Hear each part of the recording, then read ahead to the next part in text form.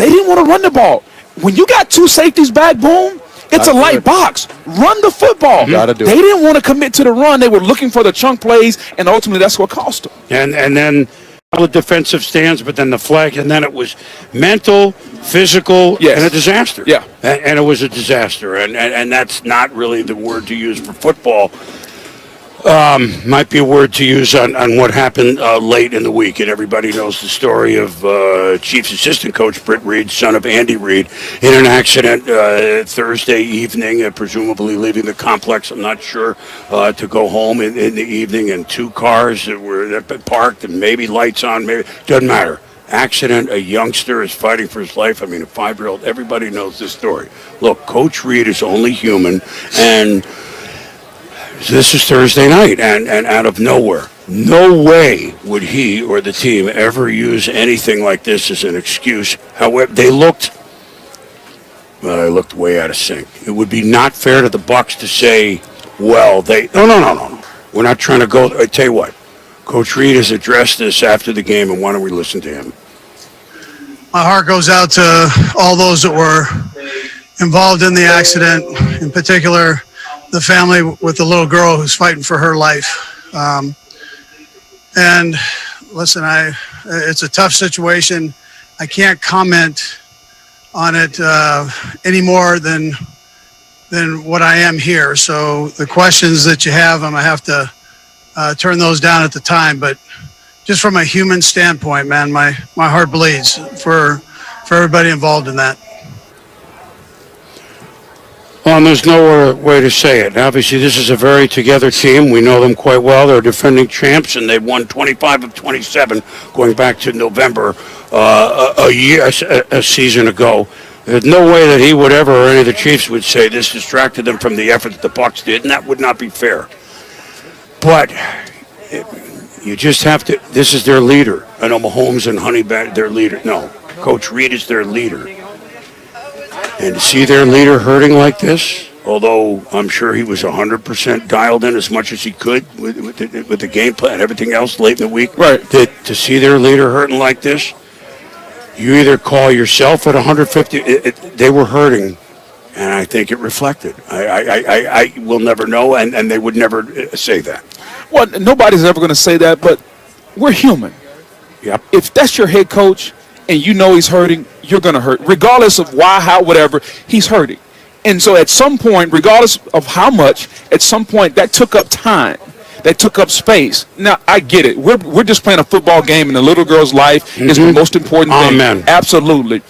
But you just feel for Andy Reid late in the week, getting ready for this game, and now he's got to deal with that. And he brings that on his team. I think he's hurting that somehow he feels like he distracted his team. Of course. That's the part he's probably feeling right now. Of course. There's no other way to say it. And let's just hope that the young girl and the other youngster in there and hope for the best from here on out. I mean, we don't know any more than anybody does. But, hey, look,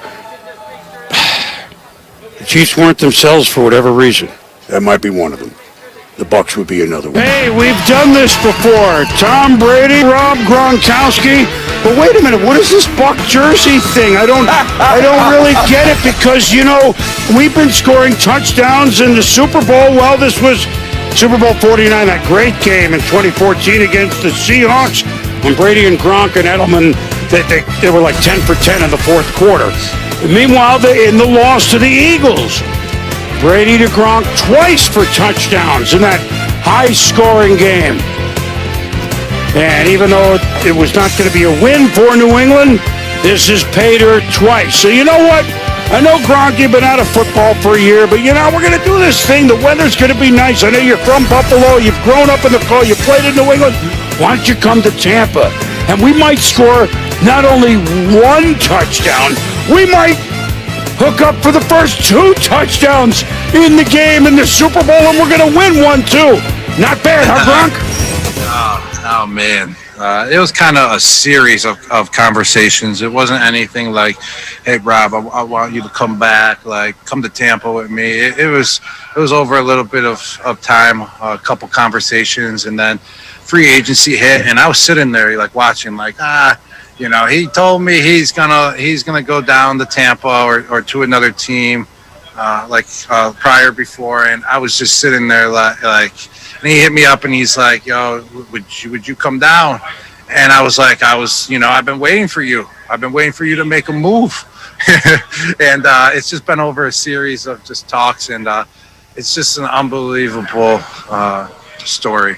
And there's a lot, more conversations that went down, but we're just going to keep them between us. But just overall, just coming down to Tampa Bay, just coming into this organization, the Buccaneers organization, they were an organization ready to win. The players here were ready to win, and just to come in and be a small part, big part of it, and play my role was just amazing. And just to come here and just have a situation like this with so many great players and be Super Bowl 55 champs, it's just unreal. It's surreal, man. Next question is Joshua Allen at Bucks Report. Go ahead, Joshua. Hey, Gronk, congratulations, my man. How much of your contributions tonight were schemed up, or how much was it just a product of what they were giving you? You never know with this offense, who's going to get the ball, who's going to make the plays, because we got so much talent on our team too. And that's what made this team so special. We have so many superstars on our team, but no one's head was ever too big during this year. Never on the defense side, never on the offensive side. And whoever got the ball, got the ball. We were all happy for each other. We knew that we were all going to have to play together and work together in order to win the game. And that's what we did. That's what we did all year long. And that's what was so great about being with this team, is that there was no one that was selfish on this team. Just overall in the whole organization, there's no one that was selfish here. And, it just happened to be me this time, to be me making the plays, to be to have, the touchdown passes thrown to me. And just overall, you just never knew who it was going to be, because we had so much talent. We just did a great job spreading the ball around and, just play together as a team to win it all. That's what you got to do. Lovable. As much I love hearing Rob Gronkowski, the sage. Who would have thought Gronk is the sage? By the way, we mentioned it in the highlights. 14 postseason touchdowns between Brady and Gronk, passing Joe Montana and Jerry Rice, and Brett Favre and Freeman and everybody else like you wouldn't necessarily. So look, there's Gronk. Look, Tom Brady, and does he get a general manager share too? I'm just wondering. No, think about it this way: we need to give a shout out to the Bucks who were here. Yes. This is their home, right? This is our house. Gronk says they were ready to win. Yeah. They took in this all-star cast. Yeah. They took in Antonio Brown. They took them all in. Tom Brady, Gronk. And you see what Gronk said? We were selfless. Yeah. We didn't have an ego. Those guys, the Bucks that were here, were a huge part of making that work. The leaders, yeah. Evans, Godwin, Fournette, not Fournette, but on the defensive side of the ball, those guys did as much as anybody to make this work.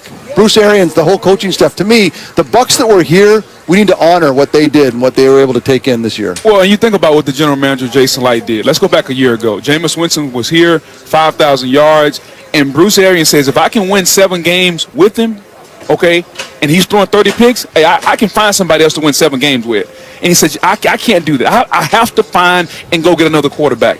And they went out and they got Tom Brady. And Tom Brady said, you know what? I need a running back that can block and catch the football. Leonard Fournette's available. Let's get Fournette. What about AB? What about Gronk? Brady wants people around him that he can trust. Okay? It's not necessarily about you being the greatest athlete. Can I trust you and can I count on you? He developed a bond with Gronk over the years. He developed a bond with AB, playoff Leonard Fournette. And the people in the organization, the Glazer family, I play for them. Great family. They want to win. They will do anything for these players to win. And for Jason Light and Bruce Arians, they're linked at the hip. And for them to build another winner, we were on the mountaintop in 2002 and went down. And for them to come back and build another winner is just outstanding. You have to give your hats off to Jason Light. He's the orchestrator of this team. Tom Brady convinced those guys to come in here. The trust, just an outstanding job of putting together a team. And look, and they had for a while, what's the matter? 7-5. It takes time. You don't just put the ingredients. Actually, that was more typical than this. The 7-5, the struggles that's what 12 padded practices that they got ready to go play. This is that was the best case scenario. This is super best case scenario. I mean, like, this is usually the second year together, right? Not the first year. You know what with Gronk? So he came in, you could see he could still block, even though it was a year out of football. Against the Packers, he caught like one, right? But it was a 50-yarder. It was a key moment in the game, in the championship game. And this time it was, he can still run. It was his turn. He can still run. Oh, and he can still bowl. He does not look like a guy that's slowing down. Look, if you wonder where Tom Brady is, we're waiting. It's been an amazing year. We got off to a good start, 7-2, and then had a little rough stretch where we kind of found our identity and played a lot better football down last December, January, and just really proud of all the guys, proud of all the coaches, the effort we put in. We knew we were playing a great football team tonight, and we got the job done. So you want to get this far, you got to get the job done, and we did it. We'll go over to Mike Jones with USA Today. Tom, a little bit saying late night you will send them texts and try to help them believe that you guys could win. Why was that important, and what were some of the messages that you were sending to your guys? I think everybody, believed we could win. So that, I think through the last, really all year we believed in ourselves. Our coaches believed in us. We believed in ourselves. And again, we were going up against a great team tonight, and just happy we got the job done.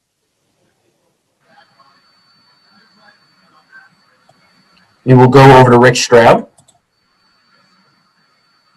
I know you're sharing it with a lot of new teammates, but one of your own ones, Rob Gronkowski, even Antonio Brown did some nice things for you today. Can you talk about what it means to share that again with those guys?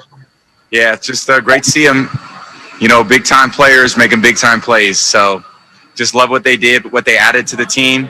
Gronk's an unbelievable player, teammate, talent, work ethic, commitment, and AB is just, since he got here, he's just done everything the right way. So impressed by him, proud of him. Takes a lot of people for us to get to this point, and we all have great support systems in place, and I think everyone should be celebrating him tonight. Robbie G. Congrats, baby. I'll see you later.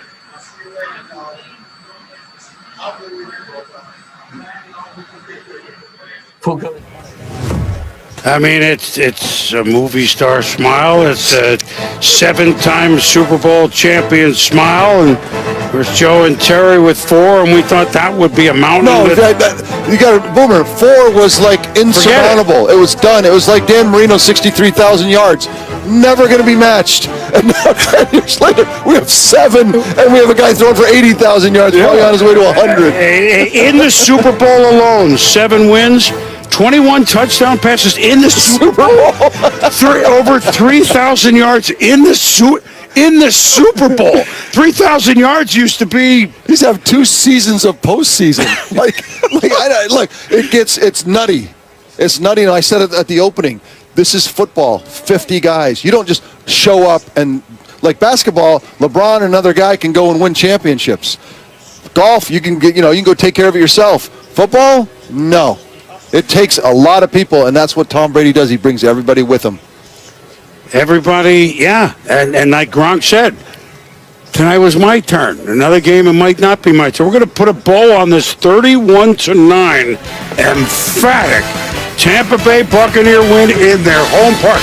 If you said, which home team would play Benz. I am Lewis here with a couple of Super Bowl champions, Hall of Famer Terrell Davis, Charlie Casserly. Guys, the Tampa Bay Buccaneers have won their 2nd Super Bowl in franchise history. They do it in Tom Brady's first year as their quarterback, giving him ring number 7, TD. A marvel, but you can spread that credit around for Tampa Bay tonight.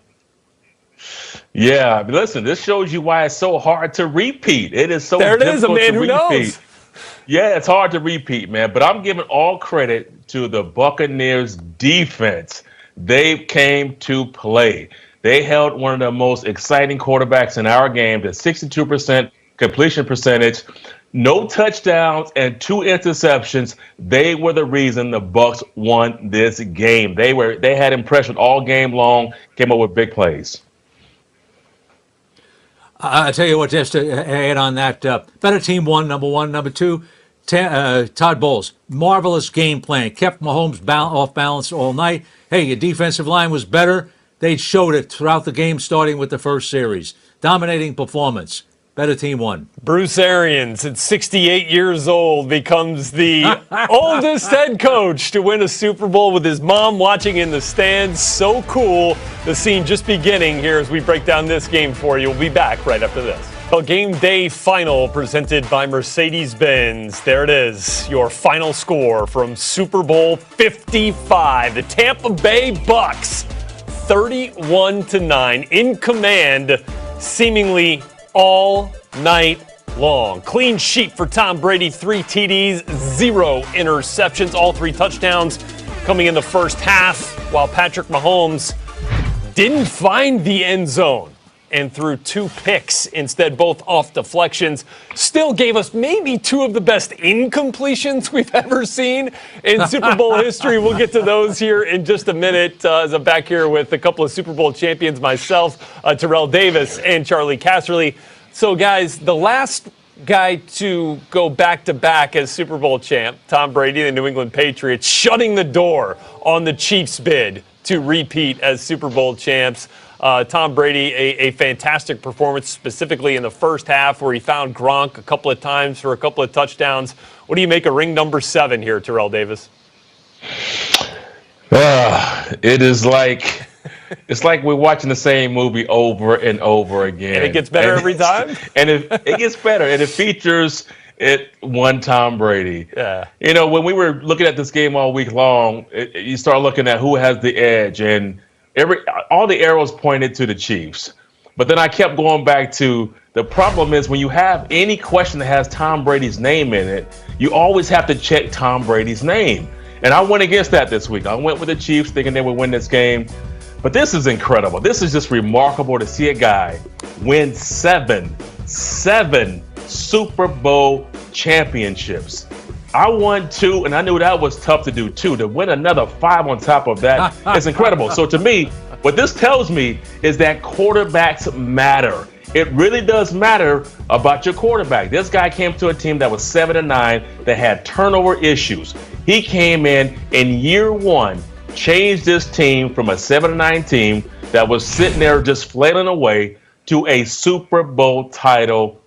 It's incredible, man. I love seeing it. I love watching greatness and watching Tom do his thing. Hopefully he comes back and wins number 8 next year. That would be tough to see. It'd be tough to do, but I wouldn't put anything past Tom Brady, man. It's fun to see him do this, man. It's great. Wow. Well, you know, go back to the offseason last year. Not a lot of people were chasing Tom Brady. But Bruce Arians said, hey, if you're going to go for it, well, let's go for the best. He went after it, got him. People said, why would you go to Tampa Bay? Well, I don't know how many other offers he had, number one. Number two, you know, they were 7-9 and with 30 interceptions out of the quarterback position. Okay? Well, they cut that down, and look where they ended up because they had talent on offense. They had a great front 7 on defense. Todd Bowles did a masterful job tonight, as we talked about. I'm going to say masking the secondary, which really didn't match up on paper with Kansas City offense. But you look at Tom Brady, middle of the year, people were questioning the offense, questioned whether he could do it or not. But when you watch the tape, I didn't see all the problems that other people did and talked about it when I was on NFL Now on one of the Friday afternoons that I happened to be on and showed the tape. This guy can still play. It just hasn't come together in a lot of areas. So leadership, Arians raved about that. He brings Gronk with him. What's that worth? Maybe Fournette came because they had him. But when you watch them play, when you talk to defensive coaches, you get the same thing you heard 10 years ago. You better change it up because once he sees it, it's over. So you got to keep changing your coverages. So he didn't lose any of that. What happened in this team is they got better as the year went on, as they got to learn each other. How many times did Brady say, we missed all those things that we had without practicing? Continuity is huge in a system. He said it over and over again. Who played the best football in the league at the end of the season? the Tampa Bay Buccaneers. Hey, watch out for the 44-year-old guy when he comes back next year. And Charlie, and hold on, and to add that real quick is we've seen teams with talent. I think what Tom was able to do was get a team of talent and have the collaboration of talent to work in unison for the championship, which is hard to do in football. And how about from the New England Patriots Twitter account? 6 Super Bowl championships for that organization.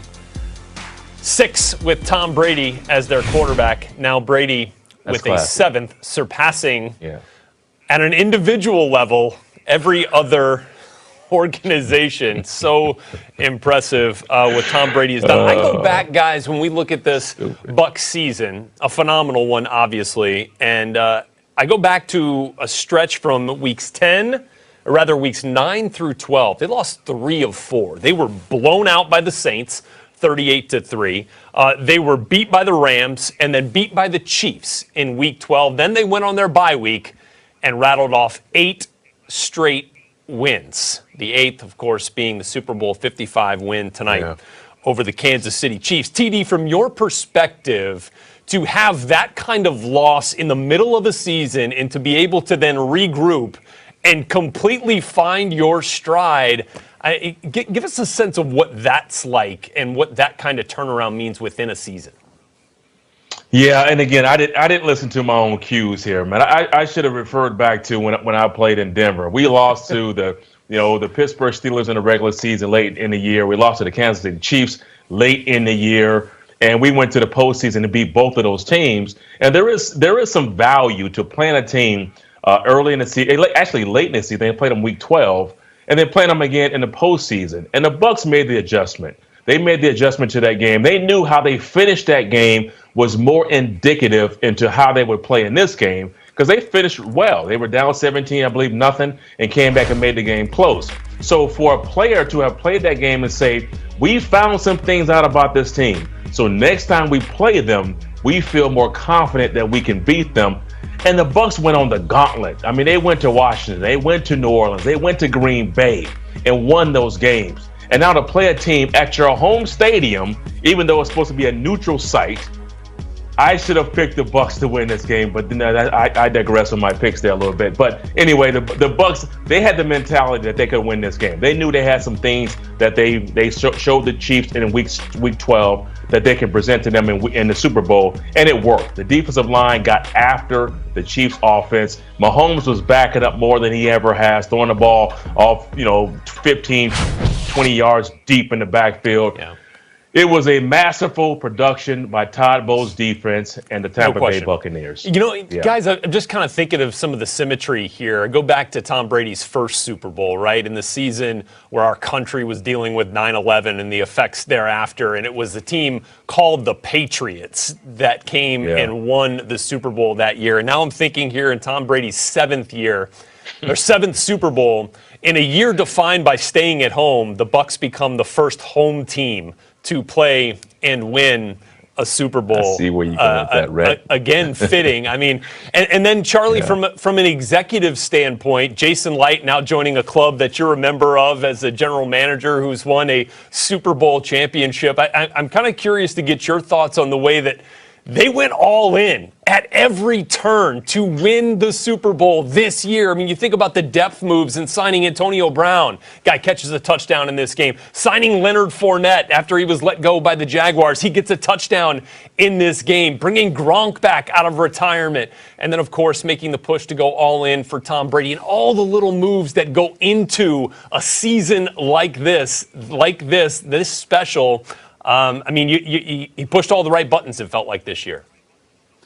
Yeah, he did, and you got to give him a lot of credit. But let's take a step back. We won the Super Bowl, but let's go back to that front seven in defense. That's one of the best front sevens in football, and that they were all here before Brady got here.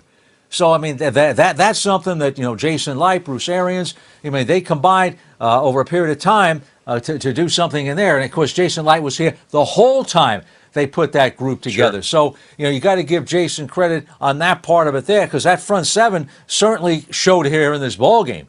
with their ability to rush the passer, and it did all year. Yeah, and are they even here? Are they in this point if they don't draft Tristan Wirfs in the first round, who became a terrific right tackle as a rookie? And they get it done. They get the second Super Bowl in Tampa Bay Buccaneer franchise history, 7th for Tom Brady, preventing Terrell Davis, the Chiefs, from going back-to-back. So what are you calling Elway tonight? Like, are you guys lighting up a cigar on FaceTime? What are you doing? No, because we weren't the last team to do it. That's true, but still. I wish we were the last team. You keep another team out of the club. It goes to show you it is no easy task trying to repeat. It's very difficult. No question about it. Man, what a game this was. We're watching Bruce Arians hoist the Lombardi Trophy, his mom in the stands. In his first opportunity in the Super Bowl as a head coach, gets the win.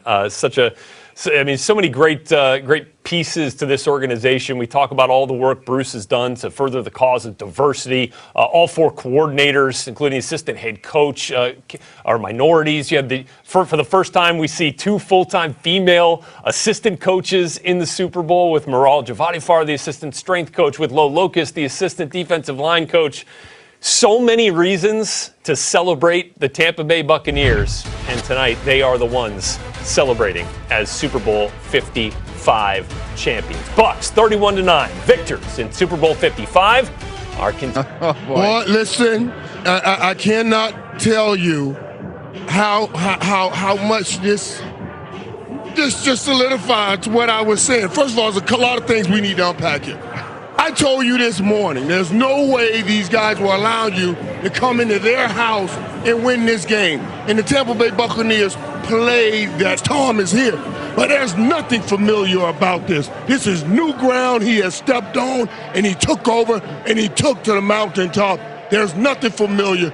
This is insane and incredible.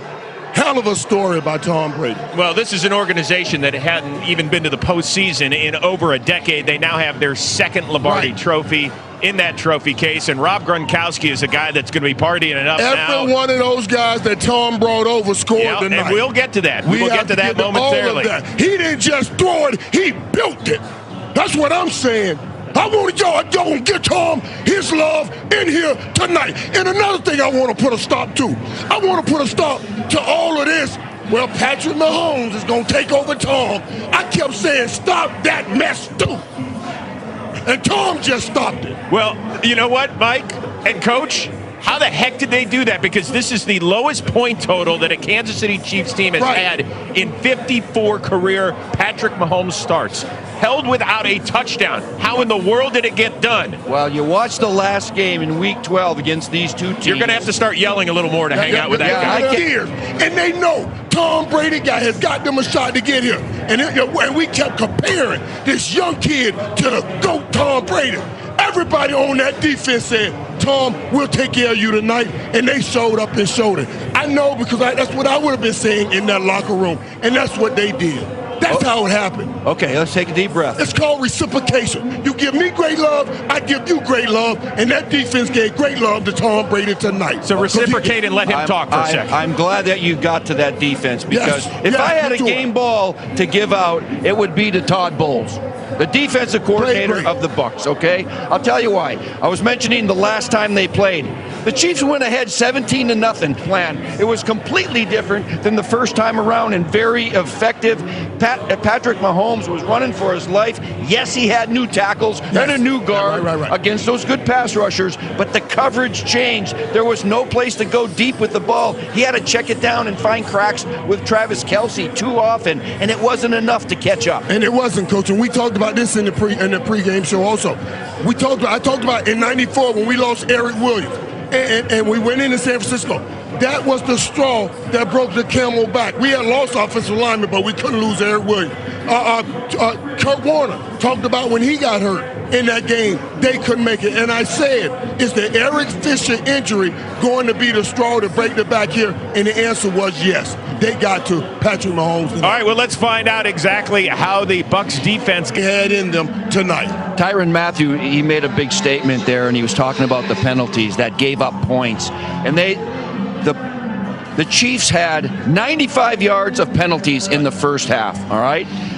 couldn't get off the field. They had a penalty on a field goal, gave them a first down. And you know what? They got behind. That 95 yards is the most any team had in a half the whole season, all right? So now they're behind. And when Patrick Mahomes is playing from behind with 3 new, Andy Reid's not going to make any excuses, but I'll just say 3 new offensive linemen as starters, that's very, very difficult to throw the ball. But Ty Matthews, one thing, Ty Matthews, when he says it like that, is he says it like the penalties hurt them. No, those were physical penalties. That means it was in the act of the guys beating you. That's why those were penalties. You were trying to stop the easy touchdown. So that you lost that game. Well, the Bucs had tremendous balance on the offensive side of the football. Everybody wants to talk about Tom Brady, but how about that? All right, so there you go. Leonard Fournette, part of the new Tampa Bay Buccaneers. Look at all these guys. We know that Brady signed in the offseason. Then Gronk came out of retirement.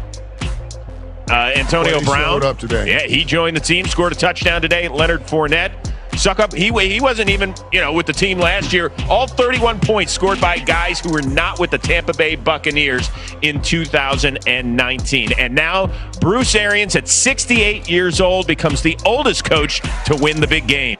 So what does he bring to this organization? Because there were a lot of people who were so curious about the Brady-Arians bickering back and forth, and he says, "No, we Tom and I laughed about that stuff." He said, "My job is to coach." Tom says he understands that his job is to be coach. He said we would get together in meetings and just laugh about that. It never got in the way of what we wanted to do, and I tell you why it never got in the way, because of what Coach Arians said. He said it.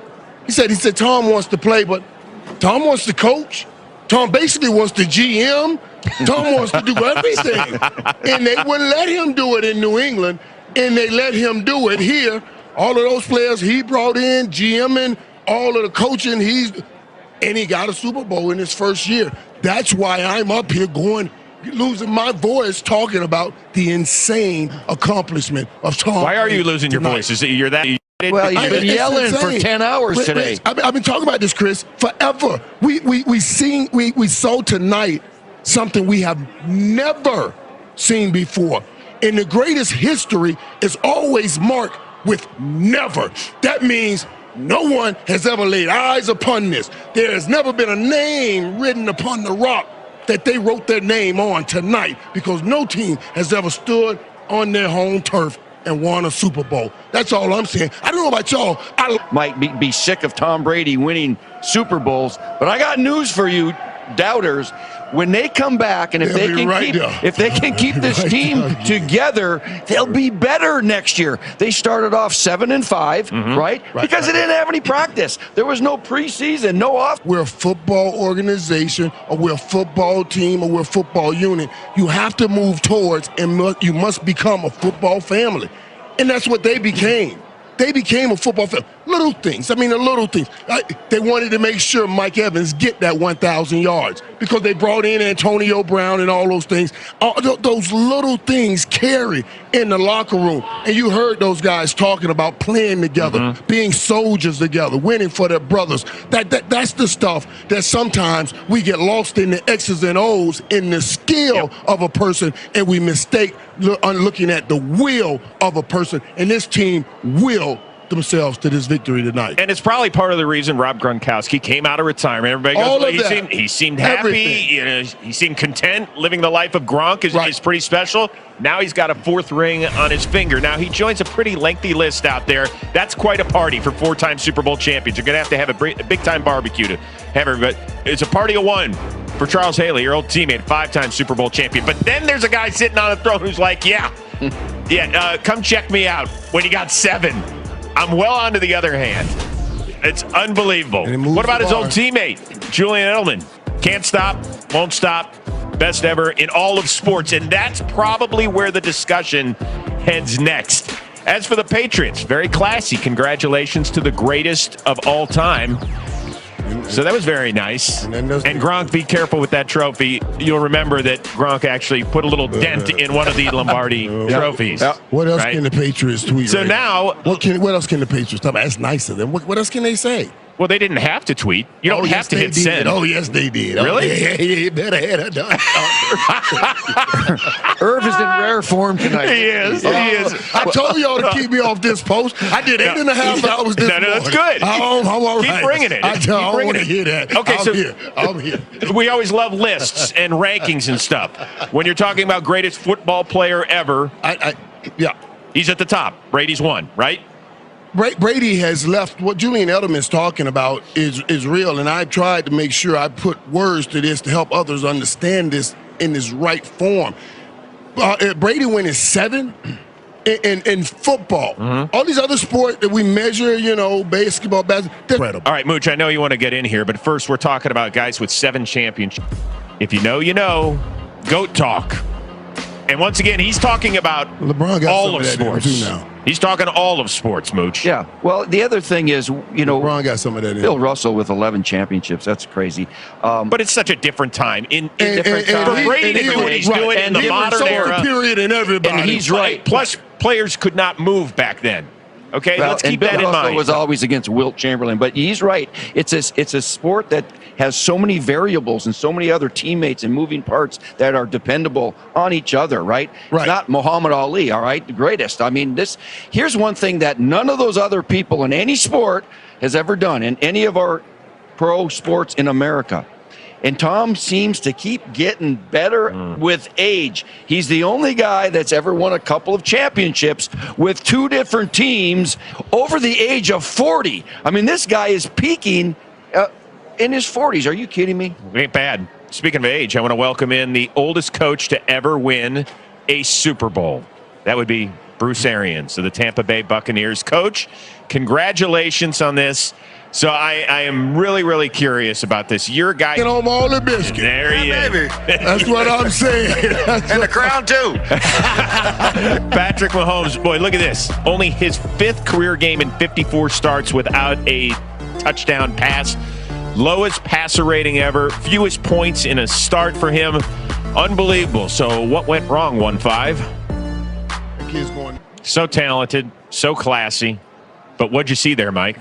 Well, with that? let me tell you something. I saw a guy right there, and you could see the hurt on him. Can't stay still, answering the question.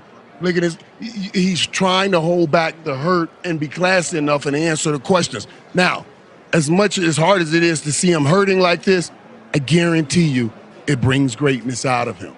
Sometimes our greatest pain is what propels us to our greatest promise. And that kind of pain, losing in a game like this, when he's going up against a guy like Tom, who he's looked at and always wanted to be, that was a big moment for him. And I guarantee you, this kid's going to come back and do some incredible things. All this did was burn his fire, make his fire burn harder right here. I guarantee you, this kid's going to be great. Yeah, I buy all of that. He's already great. He already is. No. He's done some great things. He's going to be great. Great player, great kid. Great and greatness. Great future, the whole thing. And every now and then the champ's got to get knocked down, all right? And you got to get back up. Yeah. And he's going to evaluate this film for a long time in the offseason and look at it, see where he could have been better, see where they could have been better. And you know what? It's kind of like they're going to shake it off. And this is a good football team, the Chiefs. They've had a lot of success lately, and they'll be back when they're healthy and ready to go. But you know what? Sometimes it's good to get a punch right in the mouth, and you kind of just regroup. I don't know. This doesn't feel very good. I can't. Doesn't imagine. feel good at all. But that's gonna like Mike said, propel them into the offseason with a real vigor. And let me educate Chris a little bit here. Chris, I appreciate between that. great and greatness. Great is doing something, having a moment in time. Greatness is having many moments over time. Now, he's had some moments in time these last few years. Tom has been greatness. Those have been great moments over time for the last 20 years. What I'm saying is he's going to hit that greatness. He is right now at, I think, what I call great. But he will hit greatness because. But Mike, after 3 years, we haven't seen this sort of production from a quarterback since Dan Marino. So he is great in a small sample size. I get it; he's got to do it more. But right now, he is a great player. I understand what you're saying. I understand what you're saying, and he is, and he's playing great. He's playing great. Well, Mooch is the tiebreaker, I think. He wants greatness. He's talking about chasing Tom. You think his great compares to Tom Brady? No, I didn't say that. Okay, then that's Now, what I'm hold on. talking about. Oh, come Then that's on. what he's saying. That's what he's saying. You are. That's what he's saying. You talking about a bite of the apple. He wants the whole apple. But he hasn't sat down for more than one meal so far. You can't blame the kid because he's only started 3 years. All right, let's get on to this. His top 2 pass catchers, Hill and Kelsey, who have been phenomenal throughout the playoffs. And in the Super Bowl, look, at the end of the day, the numbers will be fine. But Tyreek Hill in particular, in the first 3 quarters, guys, 3 catches, 34 yards after he put up 13 and 269 and 3 scores in that Week 12 meeting against the Tampa Bay Chiefs offense, a tick off. But that's because that Buccaneers defense is young and fast and can get to the passer. What'd you see, Mooch? Well, I said Todd Bowles was a genius in this game, but it was something that it was obvious that he was going to correct from the. I had to go up against Deion Sanders or Darrell Green, Aeneas Williams, Rob Woodson, all of these Hall of Famers. He would say, Michael, I cannot let them take you out of the game, because if they take you out, it's not just you getting frustrated. It's our whole offense that gets frustrated because they're saying their best is taking out our best. You saw that tonight. The Kansas City Chiefs, and Travis Kelce just said it, whole offense got off tilt because they saw them holding down Tyreek Hill. Tyreek Hill is the best, and they couldn't get anything over the top. They made us dink and dunk, and we really, what he's saying, we don't know if we can do it all dinking and dunking all the time without Tyreek Hill going over the top. That's what he said. Chris, I don't want to come back on this, Chris, but Tom Brady greatness, he can dink and dunk all the way down the field. But I let that go. I let that go because I'm teaching you right now. I'm going to let that go. Thank you, Professor Irvin. Don't worry about it. Don't worry about it. Appreciate because greatness can dink and dunk. We just saw it for a 7 Super Bowl. Especially if you're winning the game. Then you can dink and dunk. So Tom Brady's got his 7 rings. His buddy Rob Gronkowski's got 4. Welcome back to the party, 87. Brady to Gronk, 14 times most playoff touchdowns in history, that combo. Came in tied with Montana Rice. That's not a bad combination. Favre, Antonio Freeman on this as well. Pretty neat. Real quickly, I just want to get 30 seconds on Gronk. Are you shocked that he came back, Irv?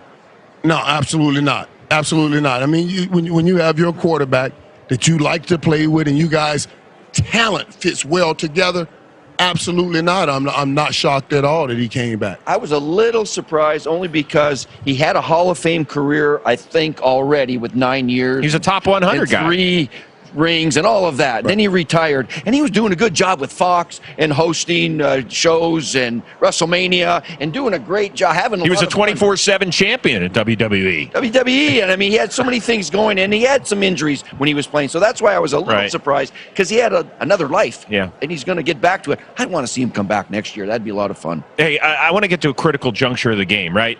Chiefs kick a field goal, get it to 14-6, and then with a minute to go, Bucks drive down the field. Brady to Antonio Brown. That puts but what I was talking about to you guys earlier when Tyron talked about the penalties. What I call a physical penalty is a penalty in the act. This is not a jumping off sides. Those kind of penalties you say, oh, they killed us. Okay, that's you just jumped offside. But you grabbing somebody, usually you grab somebody because you are beat. And those were holding penalties, so they were grabbing people because they were beat. So you can't say we lost because of the penalties. You use the penalties to keep people from catching that ball. But yes, they did. They got frustrated. They got frustrated because they saw that they couldn't stop Tampa Bay, and for the first time, their offense was not scoring. Couldn't bail them out. And it continued to compile. And I was worried about Tyron. I really was, because one time even the coach couldn't calm him down on the sideline. And I said, okay, he's going to blow his cap right here and cost his team. And it did get to that. Well, that was the last drive in 5 seconds, right? And then all of a sudden, Rashad Breeland had a penalty on Mike Evans over there for a big chunk, and then in the end zone, and there was some after Kansas City called that timeout, which helped them save some time right there. And Tom Brady got a cheap touchdown against the Packers too, right before the half, and all of a sudden they did it again in the Super Bowl, and it led to some frustration with Tyron. Well, Tyreek Hill definitely frustrated. 7 catches on the night for more than 70 yards, but just 3 for 34 in the first 3 quarters. Here he is. Power graphic, people. That's what we call that. Great tweet here by a fan, Kirby Witt, who says, when are they going to name the Super Bowl MVP award trophy after Tom Brady? Does he have to retire first? We're heading that direction, Yeah, that's a good point. Right? Probably going to happen. Yeah. Tom got his in 2 different conferences. I'm just saying, he won an AFC and NFC. He's also the first player in NFL history to win in 3 different decades. Yes. We've seen it in other sports. Yeah, Tim Duncan's done it in the NBA. We talked about Yogi Berra. There's been 4 guys in baseball and 7 in hockey. In this sport, though, it's impossible to pull it off, and here he is having done it. Yeah, it's gone. What's the most amazing thing about Brady's story this year, Mooch? Winning, I think this is his most incredible championship because it's a new team without practice, new system. They were 7-5 during the season, kind of like, I don't know if they're going to make it or not. And all of a sudden they caught fire with a new bunch of teammates, new play caller in his ear. At age 43, the oldest guy to ever play in the Super Bowl, on and on and on. It's the most incredible thing I've seen. You know what I think, man? I think we got to see why Tom is so successful. And I told a story a long time ago. I remember I was there after they won the first Super Bowl, and Tom ran over to me, and he asked me, how did you guys win more than 1 Super Bowl? And what I said to him, I said, you know what? I said, Tom, always walk with your team. Not in front, not in back. Always be with your guys. From the quarterback position, to be really one of the guys when the quarterback is way up here all the time. Tom's one of the guys to be in that locker room. We talk about it. That's why these guys play and listen, and he can go at them and they don't take it the wrong way because he spends time with them away from the football field. What he did with Antonio Brown, are you joking? I was pulling for him just for that. Just for that, because I'm a guy that have had issues and needed somebody to step in for me. He stepped in and helped that dude out, and everybody in that locker room can appreciate that. That's why he is who he is. He is superior in every way, but he never lets or make you feel that way when he's with you. That's why he's doing what he's doing. Guys, let's take a deep breath here and thank everybody involved in making the 2020 season what it was. Yeah. When we kicked off that Thursday night in the opener, Kansas City and Houston, we didn't know how it would go at all. And here we are on February 7th, and we have crowned a champion, albeit a very familiar one, in Tom Brady and the Tampa Bay Buccaneers for the 2nd time in their franchise history. And we got it done. Thanks to everybody around the NFL, everybody here at NFL Network, and all the amazing healthcare workers. We had 7,500 vaccinated healthcare workers who were here enjoying it tonight. And thank you to all those other people, those brave men and women on the front lines over the last year that were fighting it to make sure that we could be employed, go out, remain healthy, and watch a champion be crowned here in Tampa Bay tonight. Super Bowl champions in their hometown, no less. It is time to party as we welcome in the 3-time Super Bowl champion, the Hall of Famer, the playmaker, Michael Irvin. I got the coach, Steve Mariucci. I am Chris Rose, and let's take you right to the highlights. Wow, Mike. Keep coming. They've got a great front over there, and you mentioned it. Todd Bowles says, we're not going to get beat deep this time. Right, Coach. We're going to make them earn every yard and go 12 plays to score a field goal or a touchdown. We're not giving Tyreek Hill a cheap one. And they played soft zone with 2 and 3 deep, and they made them check it down and be patient and let the front work, and boy, did and Levante David, Coach, did a great job on Travis Kelce, because even you can do that most of the time because most teams don't have Levante David. They can cover a tight end. Kevin White. Right. They can cover Travis Kelce like that, but he stood up and he manned up and got it done. Quickly, what does Mahomes learn from this experience? Because, I mean, it has looked easy. It might not have been easy to get to this point. He's made it look so easy. Yeah, well, listen, like all quarterbacks, I don't care how gifted you are. Tough. So the Chiefs, they don't go back-to-back.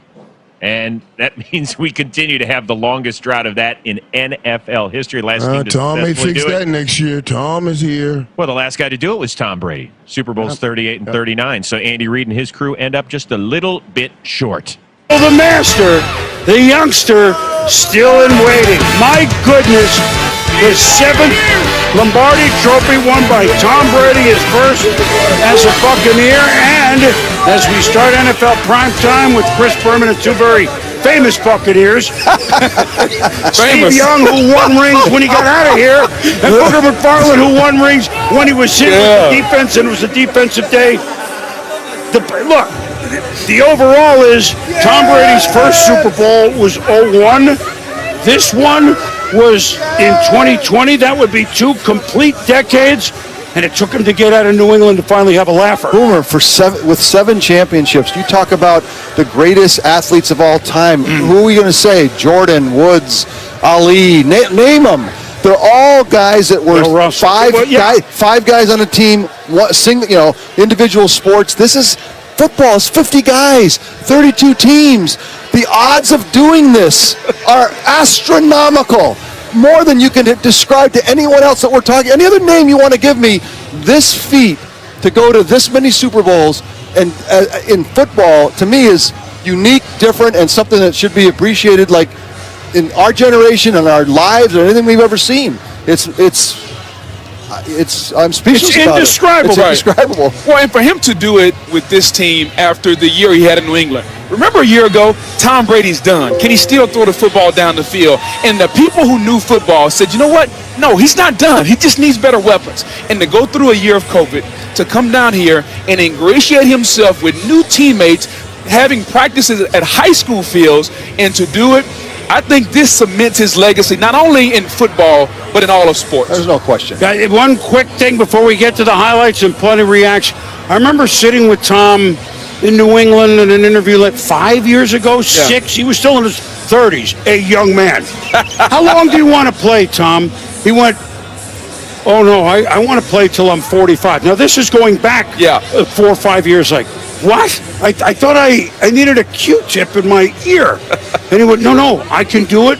But he planned for it. Yes. He put the time in. He planned to get to Tampa, but wherever he was getting out of New England 4 years ago. Like, he's a guy that thinks about this years in advance, and that's why he can pull it off. He can come down. And the thing that's interesting about to me is you come down to a team that they don't know him.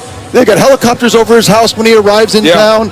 He's the biggest. He's married to Giselle. He's been 6-time Super Bowl champ. How does he hold people close to him? How does he get his teammates to consistently fight for him and bleed with him? There's 15 books about leadership that need to be written about Tom Brady and how he does this. He does it because he ingratiates himself with his teammates. He's vulnerable. He's honest. He shows that he's just like them. He puts his pants on one leg at a time. He'll joke with them. He'll laugh with them. He'll be personable with them. And now as a teammate, when I see that, it doesn't matter who you are in lore. You're just a football player to me, baby, and you're trying to help me win. That's how he does it. And you know what? There was one little secret that got let out tonight also. Oh, I also have a defense here in Tampa. Oh, yeah, by the way. That was a little secret. They had some of those players before. Doug knew that. He called it. Yes. And the Chiefs, who rolled up almost 300 yards in the first quarter against them here around Thanksgiving weekend, well, that was the last loss the Bucs have. All right, you know what? So this was built up. One of the most anticipated Super Bowls, obviously, the past and present master against the present and perhaps future master. The defending champ Kansas City Chiefs were coming in and trying to win a Super Bowl against, the last quarterback to win back-to-back Super Bowls way back in 03 and 04 in Tom Brady. All the offensive weapons, but yet a wild card team and on the road 3 times. Yeah, they were going to finally get a home game, but they were going to be underdogs. Tom only once an underdog before when they took down the greatest show on turf, and that was back in 01. Chiefs kind of a similar team, coming in flying high, but yet in this battle, this epic battle, the age difference in quarterbacks, hats off to the veteran in the new sombrero. I know it's not new, Booger, but I can still call it the new sombrero. And you know what? When you see the stealth, in the beginning, it just tells you this is big. And well, then you see Tom Brady, and you know this is big. And then you see Patrick Mahomes, the Magic Man, and you know this is big. First quarter, Mahomes. Trying to buy time. Some fun blitzes, Booger. You called it. They played the umbrella shell. They had all eyes on all the receivers, but they brought a couple of neat blitzes behind that zone shell. And off the helmet of Tyreek, I mean, he was a non-factor. Chiefs get a field goal, they lead 3-0. wait a minute, Brady, I'm going to bring Gronk down here with me. Look at Gronk, and it's a Super Bowl spike. Great play call there. The RPO. Dan Sorensen lost Gronkowski. Tremendous play call. Are we going to do this thing? The Brain Trust, we love them. We respect them. 31-9. Mahomes on a 4th and 9. Look at this. He's going to scramble. He did this all night, and he's going to go horizontal to the ground. And probably should have been caught. It's crazy. It hit Darrell Williams in the face. Look at this. Really, this stupid throw. Bam. Should have probably been a touchdown, and that is it. Mahomes on the ground, blue Gatorade on BA. The Tampa Bay Bucks are the Super Bowl champs. Wow. Tom Brady has won 7. Vivian, we love you. Careful with the trophy. Brady rules the NFL world at 43 years old in the first year with a new team and a new conference and a pandemic Super Bowl. It's insane. The Bucks win, and it was never close. 31-9. Afterwards, Tom Brady looked at his team, he looked at his town, he looked at the stadium and said, we kind of knew this was going to happen. The odds you had to overcome to get to this game and to get to this point right here. How special is this night for you of all the great things you've accomplished? I'm so proud of all these guys down here. Everything we dealt with all year. We had a rough month in November, but BA had all the confidence in us. The team had a lot of confidence. We came together at the right time. I think we knew this was going to happen tonight, didn't we? We ended up playing our best game of the year. With all that you've done, where does this rank? Is this the crowning achievement? I'm not putting any, making any comparisons. Being down here and experiencing it with this group of guys is every year is amazing. And this team is world champions forever. You can't take it away from us. So thank you guys. Thank you all. Mike Evans famously in the NFC Championship, he said, there's a celebration? I missed. I don't know where to go. They had to direct him to the podiums. The Bucs dominated the game in every facet, special teams, defense, offense. We'll give love to that defense, but let's talk Tom Brady. His 5th Super Bowl MVP, Shriggs. Incredible performance by him, and really a pristine one, surgical, really, completing 72.4% of his passes, 3 touchdowns, no interceptions. How great's the GOAT? Yeah, look, do you know what happened this morning? We woke up and the question I came to be was, which NFL franchise has the most Super Bowls in league history? And the answer is now Tom Brady. Yeah. He's got more than any other NFL team. He's got 7. Yeah, more than Pittsburgh. More than Pittsburgh, more than San Francisco, more than New England. He's got 7 titles.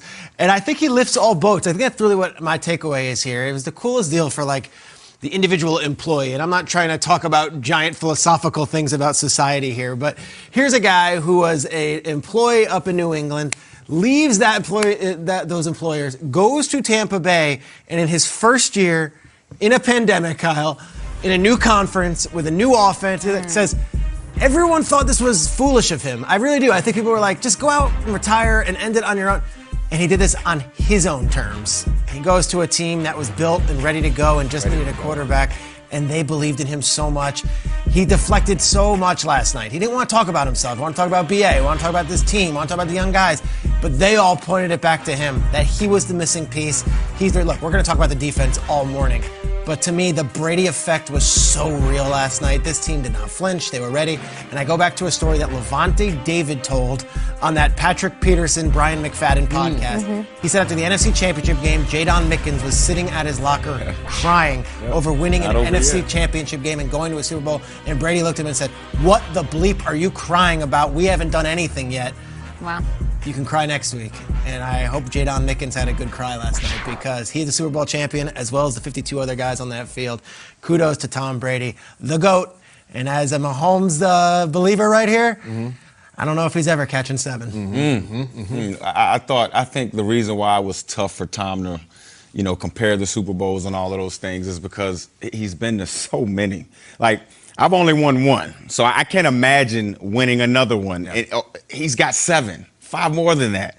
And I know he's happy for his guys, but I think which makes this Super Bowl so different for Tom Brady is that, to me, I think he was a complimentary piece here. This run game, this offensive line, this defense was the show.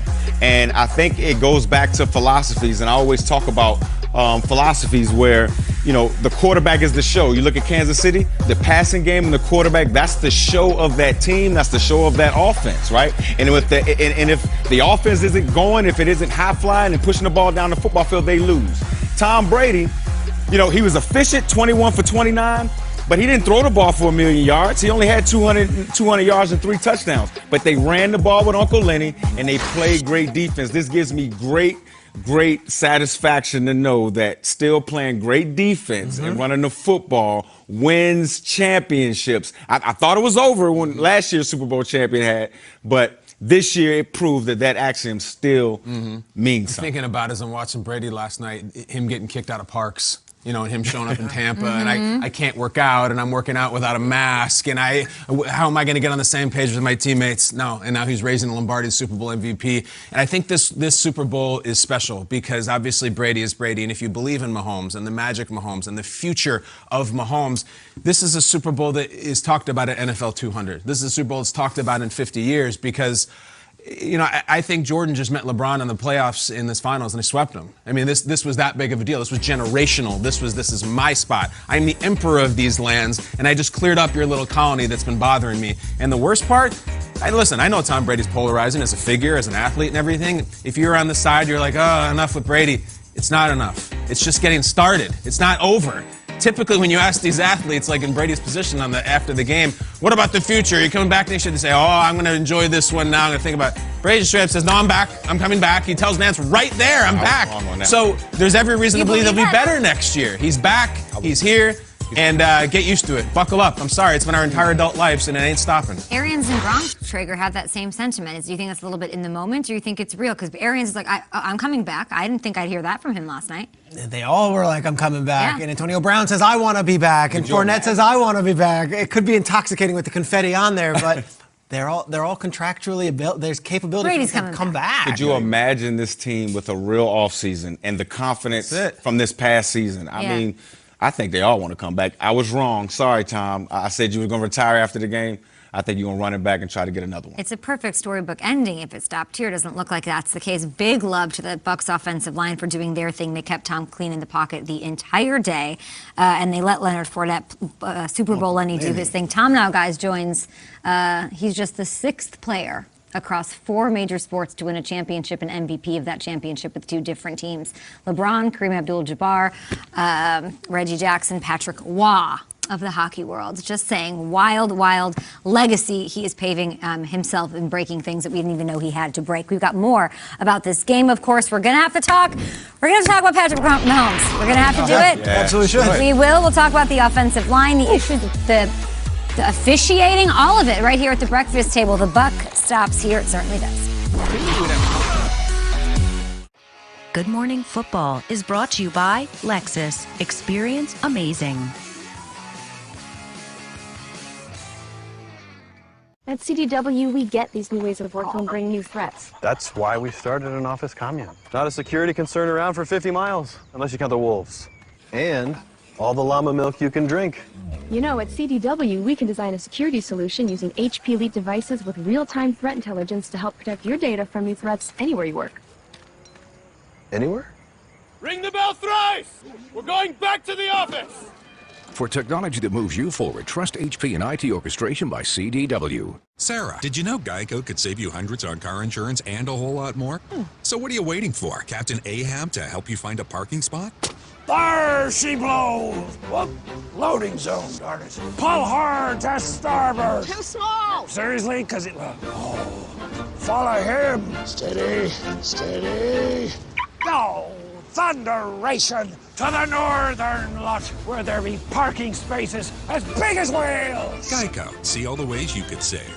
NFL Network celebrates Black History. I want to tell this story because it's important for America.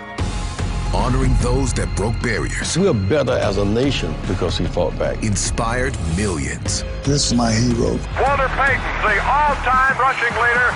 And changed the game. We got to keep moving forward. Tough times doesn't last, but tough people will.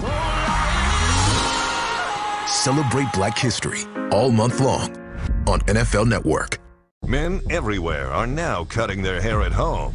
Are you? Introducing MicroTouch Titanium Trim, the all-new at-home hair cutting tool and precision groomer. Now, cutting hair is as easy as combing hair. If you can comb it, you can cut it. Simple. The revolutionary design positions the blades on the side like a comb. Snap on a comb to dial in the perfect length and just comb and cut for pro-level results at home. Snap off the comb and edge sideburns and beards. Or clear your neck and shoulders. And look, titanium trim extends a full 40 millimeters for those hard-to-reach areas. Nothing else comes close. Titanium-coated blades, 5 custom attachments, built-in extension handle with a non-slip grip and LED spotlight. Order online now at titaniumtrim.com or call 1-800-450-9192.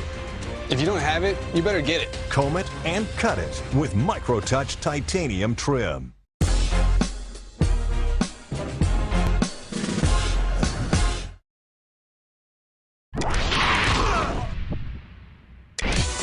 Retreating is Mahomes. Lofting a pass. It's going to be broken up. Floating up, and now it's intercepted. They're going to say it's an intercepted. Yes, off the deflection by Winfield. Only the 3rd interception thrown by Mahomes in his postseason career. Chiefs were outplayed by those Buccaneers in all phases of the game, and we look at James Palmer here now coming to us live from Tampa outside of Raymond James Stadium. James, what were the Bucs saying after the game was the key to shutting down Mahomes like they did last night, like we've never really seen before? Okay, it was really similar to what they were saying before the game. They knew if they could get pressure with just 4 players up front and not blitzing after Patrick Mahomes, they'd be able to drop and do some things in the secondary, be more creative, be able to double Tyreek Hill or Travis Kelce at times if they could get that pressure with the defensive line. And Vita Vea, before the game, I was told by multiple people on both sides that he could be a big X factor. Didn't play in the game in Week 12. They knew the way he ate up that middle of that offensive line for the Kansas City Chiefs, that they would have the ability just to rush 4, and Jason Pierre-Paul and Shaq Barrett would have one-on-ones on the outside against those backup tackles. And when I talked to Levante David this week, leading into the game, I said, what is it like playing the linebacker spot with Vita Vea in front of you? And he said, I can see everything that goes on that offensive side of the ball. And then after the game, here's what Levante David had to say about Vea and that defensive line. How much did Todd Bowles just kind of let you guys go out there and play after, he implemented his game plan? That's exactly what it was, man. He just go out there and let us just play our game. We had a great game plan. We only called a couple of calls. We didn't even blitz a lot. We just, just let our D-line eat. And guys underneath took care of the coverage, everything. And then guys took care of the deep balls, and we took care of everything underneath, me and Devin. And we was able to, eliminate what they wanted to do. And we was able to, just fly around and make plays. Coach Bowles, the guys that he got. And we was able to, step up to the challenge. And that deep ball that he talked about, Kay, was a big aspect of this. They were able to do some different things in the secondary, and the guys that I talked to in that group really felt like maybe not in awe of the Cheetah's speed, but they knew the second time around it was going to be 100% different because they knew what was to come with that speed and the way they were going to play. Jamel Dean, another guy that didn't play in that Week 12 matchup, is their fastest corner in the secondary. So they were built a little bit differently, but also that group, we know there were questions, guys, coming into the season about that secondary. There were never any questions about their swagger and their confidence, and they went into the Super Bowl with that, and they went out and showed it. Worst game statistically Patrick Mahomes has ever played in his entire career. We cannot just blame the offensive line. A masterful, brilliant performance, especially playing aggressively underneath to limit what Patrick Mahomes can do. Todd Bowles, what a game. Thank you so much to James Palmer. Kyle, I look at you rocking that beautiful creamsicle that you picked up last year when you and I were in Tampa together. Right. What made the Buccaneers so dominant defensively in this one? Patrick Mahomes spending the entire game running around like a rodeo clown. That was so strange. I mean, probably 50 times. I don't even look at it as Mahomes scrambling. He was fleeing. This was the image of this game for me. And it's, of course, it's Bowles and it's the Bucs defense. But, you talk for 2 weeks, the storyline headed into the game, the Chiefs offensive line. Sometimes you do that for 2 weeks and totally whiff, and it's completely irrelevant. I thought this was hugely relevant. I guess injured left tackle Eric Fisher is Anthony Munoz and Walter Jones combined. I guess he's the best player in the world. Mitchell Schwartz. Those guys are the best. Those guys' agents had a great night because Mahomes is doing this thing where he runs backwards interminably. This isn't one play on every play. This is different plays that he did. It's the same play over and over. And so Mahomes, that is the postcard of this game. Mahomes running backwards. And again, not doing the cool scramble where he figures it out and hits Kelsey. I don't look at his scrambling. I think he was fleeing. I mean, he looked like Scooby and Shaggy running from the ghost back and forth in the hallway for 4 quarters. That's for me. They couldn't protect him and he couldn't survive. A lot of times I'll defer to Mike Robb, or we'll have Nate on, or we'll have Brian Baldinger break it down with the All-22, or Willie McGinnis when you talk defensive game plans and what they did. All week we knew about this offensive line being injured and that might play a role. We also thought that Todd Bowles was going to do what Todd Bowles has been known to do. Send everyone. Send the blitz. Bring the heat. Todd Bowles didn't do that. Only 11% of their snaps did they send pressure from. They only blitzed 11% of the time. So what they did instead was they dropped back and they said, let's avoid the deep pass. James Palmer just hit it right there. Tyreek Hill is a menace. So is Hardman. So is Pringle. And what they did was they did 2 safeties high. They said, you're not beating us deep, and we will let Levante David and Devin White worry about Travis Kelce and make Mahomes beat us some other way. The game plan was bold. It was out of character for Todd Bowles, and oh, was it creative. And in the end, the Kansas City Chiefs scored single-digit points. They scored 9 points. This might be the greatest offense this league has ever seen. No touchdowns. They scored 9 points with no touchdowns, and it was a blowout. Todd Bowles, you get all the credit this morning from me. Unbelievable game plan, and those players executed it perfectly. And I totally agree with you. And Todd Bowles is still an assistant coach. Oh, my goodness, he should be a head coach somewhere. I mean, that defensive game plan was magnificent. I tweeted about it yesterday during the game. The safeties, Whitehead, Winfield, and Winfield, I mean, stand back, not giving up the explosive play. And then when Tyreek Hill or one of these explosive players did catch the football, they were sure tacklers. That was huge. I mean, you think about Patrick Mahomes. He got pressured 17 times. 16 of those pressures was with 4 or fewer rushers. So you had the maximum amount of defenders in coverage. That makes it tremendously hard. I don't care what quarterback we're talking about, but obviously the best quarterback in the National Football League and Patrick Mahomes. They made it very difficult on him. I tell people all the time, it's tough to stop great players. It's very tough to stop great players, but you just want to make it very difficult on them. And I felt like Todd Bowles and this Tampa Bay Bucs defense, they made every single play very difficult on Patrick Mahomes. And I tell you, they totally eliminated this offense. Yeah, I mean, and when you have JPP and Shaq Barrett, who you and I talked about at length yesterday, when you have them and you know that they can win up against that offensive line, you don't have to blitz. No, you really don't have to. And then you talk about Travis Kelce. The nature of the tight end position, he had to help. Yeah. That's why he didn't get out so much. He had to help protecting Patrick Mahomes. Great defensive game plan.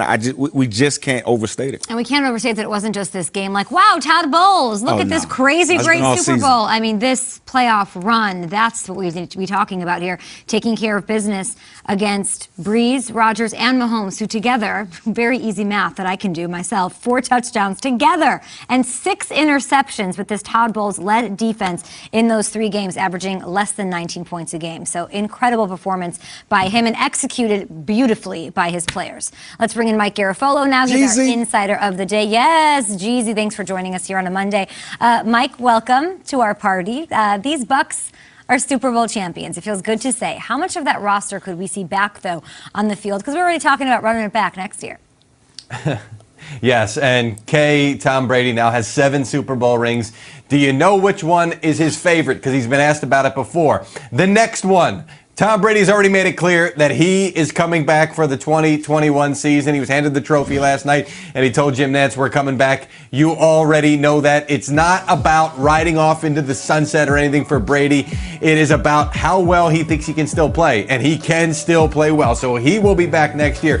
Bruce Arians said that if he won this game, he would come back to defend that title. And despite that, there was some speculation anyway. Arians made it clear after the game last night he will be back as well to try to defend that. He said, after that, we'll see. But they're back from a coaching standpoint, the Bucs are as well. Gronk has said that he wants to come back as well. You saw Antonio Brown. He'd like to be back. We'll see what kind of contract situation works out there. And then you've got Leonard Fournette as well, who may have had a mini case for MVP last night. I reported yesterday the Bucs would like to have Fournette back. Now, we're going to see what the market is like for him. They also have Ronald Jones. At some point, they have to think about a potential contract extension for him as he's going into the last year of his deal. But I give Bruce Arians a lot of credit for keeping Leonard Fournette's head right, because midway through the season, there was a 4-game stretch where he had only 19 carries. He was grumbling privately. Arians told him, your time will come. There are a lot of folks around here that are going to get the football. That could have gone the other way, and it may have gone the other way back when Fournette was in Jacksonville. Arians kept Fournette's mind right, and for that reason, I know Fournette has enjoyed his time in Tampa because they certainly did lean on him in the postseason. We'll see if he's back, but as far as the cast of characters, looking like most, if not all, going to be back for Tampa. And Fournette, of course, spoke post-game about the leadership of Tom Brady, not just Arians, the night before the game, texting and telling Leonard Fournette, listen, you can exploit this defense. Put your shoulder down and let's go and get this championship. So always adding fuel to the fire, always motivating his team, and that's why those Buccaneers are celebrating a championship this morning. We appreciate you, Mike. Talk to you in a bit. On the Chiefs side of things, we know, Chiefs fans, my little niece Maya was crying last night, crying her little eyes out. We will talk about what went wrong. Specifically, what was the factor that was the biggest challenge outside of injuries for Patrick Mahomes and company? They got the win. Absolutely amazing. Now get the gear. The Buccaneers have won the Super Bowl. And you can get your hands on the official trophy collection at NFLshop.com, including the Super Bowl t-shirt and hat, along with podium jacket and celebration towel. The Bucs are the champions of the world. They wore it on the field. Now you can wear it everywhere. Shop now and get free shipping at NFLshop.com.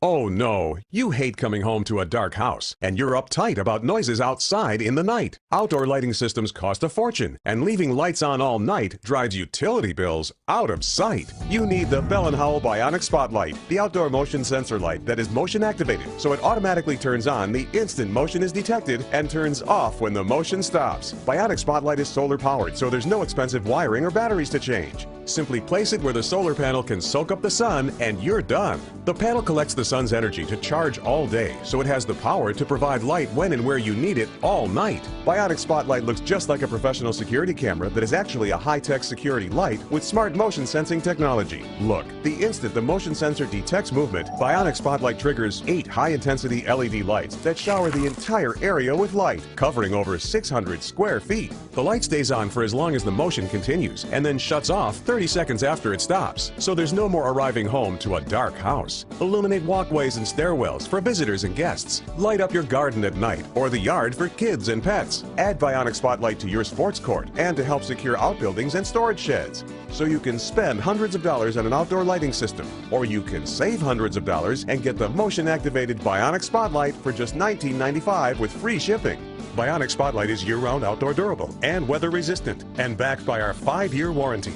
And if it fails for any reason, return it for a full refund. But wait, if you order right now, you can double the offer and get a second Bionic Spotlight. Just pay a separate fee. You get it all. 2 Bionic Spotlights backed by our 5-year warranty for one low-value price. And the shipping is free. And when you call, ask about the contractor's discount on the complete 6-light home value set. Bionic Spotlight is all you need. It's guaranteed. Here's how to order. To order, call 1-800-318-2308. That's 1-800-318-2308, or order online at BionicSpotlight.com. Selling a home is hard, stressful, and can cost thousands, even in the best of times. But today, the best real estate agent matters more than ever. A HomeLight, MoveSafe certified agent sells homes faster, for more money, and is committed to keeping you and your family safe.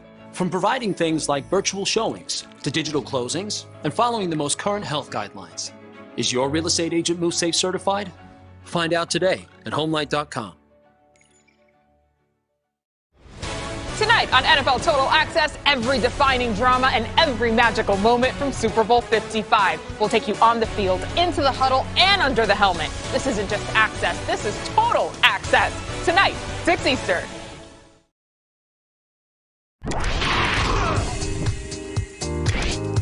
Tom Brady, Bruce Arians waking up here in their backyard. They got to sleep in their own beds last night. Champs. And they're champions. Yeah, Tom Brady's a little used to that, as we spoke about before the show. Yeah, Mike Robbins. yeah. Some of these cats, have never won or experienced what it's like, and here they are in beautiful Tampa, such a beautiful host city for so many frontline workers, and to enjoy the festivities as well, Shriggs. Yeah, as of December, Levante David had never been in a playoff game. He's a Super Bowl champion. So many of those guys on Tampa Bay could say the same, but not this guy.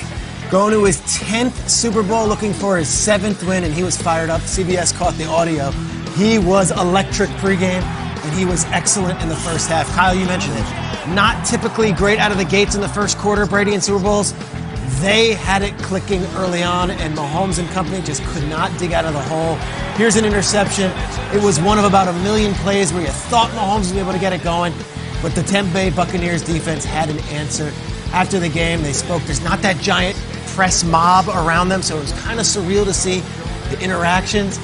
Patrick Mahomes scored just 9 points on offense. It's the worst loss he's had since college. Here he is speaking after the game.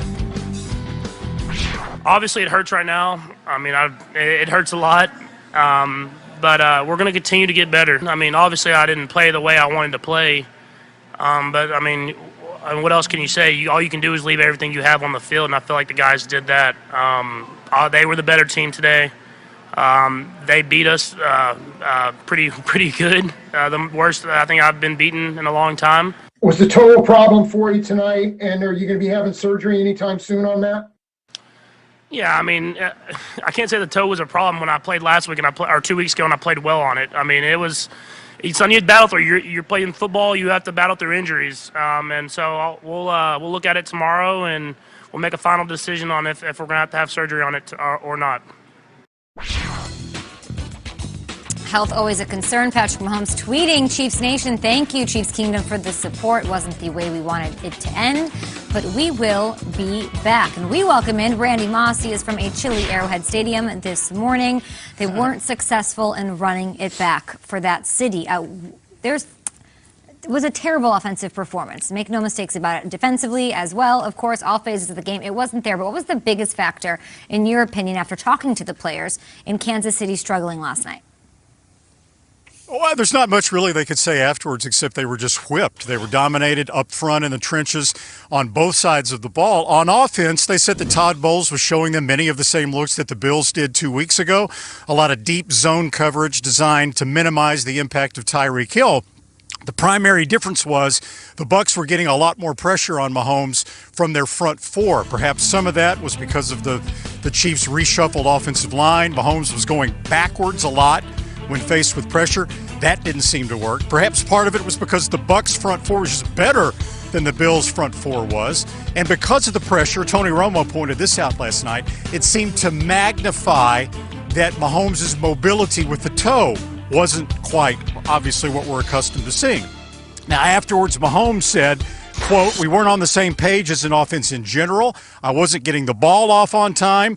The receivers running routes sometimes weren't exactly where I thought they would be, and that reshuffled offensive line blocked well sometimes. Other times they let guys through. Travis Kelce said, quote, it was one of those days where you felt like anything you did, they had an answer for. And then defensively, Tyrann Mathieu said the Chiefs didn't stop the run as well as he had hoped they would. They gave up 145 yards rushing. That sort of kept the pass rushers off balance for the Chiefs, and that makes it even tougher to defend a guy like Tom Brady. And then, of course, you had the 8 defensive penalties, most of those in the first half, and some of those, as we saw, at very inopportune moments. Andy Reid sort of summarized it all. He said, quote, it was a bad day to have a bad day. And we're going to dig into that further. Of course, I think a lot of NFL fans are rolling their eyes a little bit. Excuses, penalties, things like that. We'll dig into it. There are some very real things to discuss as far as the injuries are concerned. No one can help that. Thank you so much, Randy. Smiling from Arrowhead Stadium this morning, a city that needs some smiles after a loss. Excellent work by Randy and all of our reporters. Kim Jones, an MVP. Yes. Legend. A legend. Let's talk a little bit and dish out some love, though, to Tom Brady. A huge impact in Tampa Bay. That is clear, bringing a championship pedigree, accountability to everyone around him. But Todd Bowles, let's dig in. This defense last night was incredible. But let's look at their season as a whole. When you look back at the 2020 Bucs, what's the thing that stands out to you the most? There's a lot to love here. Yeah, I think the thing where it starts for me is Brady holding up 4 fingers. Nationally televised loss to the Bears in which he forgot what down it was and they lost. And this thing isn't working. And then they lose and they get destroyed by the Saints. They lose on their home field to Jared Goff. They lose 3 out of 4 games and they limp into the bye week at 7-5. You're like, this team's not going to the playoffs. This team's not going anywhere. And they haven't lost a game since. It was this idea that we all had a bite at this thing. This is a greatest hits album. This is a bunch of parts. This is the best of the Tampa Bay Buccaneers. It's not a real team. Jason Light and the team threw together a bunch of assets and it's not working. And then they figured it out. The defense became incredible. Brady started playing well. I'll remember the low point, the nadir as it's referred to, and I think that's Brady holding up 4 fingers in that night in Chicago where they lost to Nick Foles. And since then, they figured it out. They built this thing up, and I think that's coaching. I think that's Brady, and I think mostly they got awesome players on defense. Absolutely. And Kyle, I think what you're talking about is the evolution of this offense, right? With Tom Brady, he came from a matchup-style offense in New England where it was, you figure out the best matchup and you throw a lot of intermediate passes. Now he was in offense, BA and Byron Leftwich. They wanted to push the ball downfield. You saw how Jameis Winston was last year, right? And Tom Brady, traditionally, he's careful with the football. So throughout the season, you saw early on Tom trying to get on the same page with Byron Leftwich and Bruce Arians and throwing the ball downfield. It wasn't working. Then they figured out their identity during their bye week. They run the football. They're a physical outfit. It helps their defense. It lets their defense go ahead and pin their ears back and let Todd Bowles be Todd Bowles and let Brady be special in special moments. Mike, honestly, that's exactly what this happened. has been brought up as the clutchest bye week of all time. They got a Week 13 bye. Do you think if they had a Week 5 bye, they're Super Bowl champs? They didn't lose since the bye. Yeah. Probably not. Probably not, right? And honestly, even when we won our Super Bowl, we had a late bye week. It's huge. Usually the later the bye week, that's when you get your second win. So, yeah, the bye week came perfectly. And for all you conspiracy theorists out there, come on. There's no way everybody created everything so Tom Brady got a championship. Please stay off my Twitter about this. Thank you. Michael Robinson saying conspiracy theories, don't bring them my way. Yeah, Don't bring it. Wait, what? What happened? In football. Okay, in football. And Peter's going to criticize the Chiefs. Yeah, it's weird. Stay tuned. The world is upside down.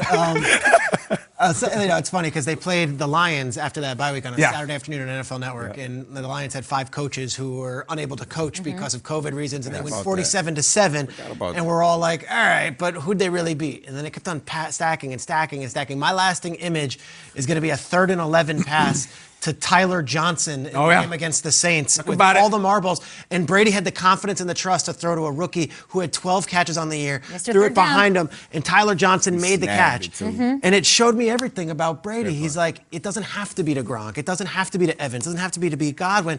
I'm going to give these guys the belief and the faith, every single one of them, that it's Scotty Miller or Tyler Johnson or last night. Who was it? The tight end. 88, Tyler what is it? I don't remember. Number 88, he's throwing to He was him like the 4-string tight end in the end zone. And he almost got a touchdown in the Super Bowl. Yep. He played good against the Bears that game, too. Yeah, I know, but it's a long time You don't know his ago. name. But I would say this. Name, That's exactly help the point.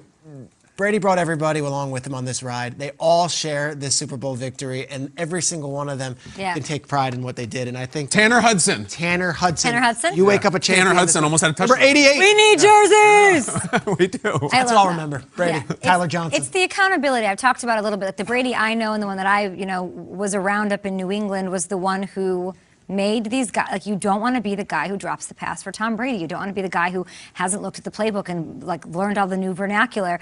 And after the game, we had players like Fournette. All the players were saying Brady was texting us and telling us, we're going to win this game. It's that, and if it's Brady has 6 rings, like, you're gonna, if he's telling me we're gonna win the game, like, I'm gonna have that confidence that we're gonna win the game.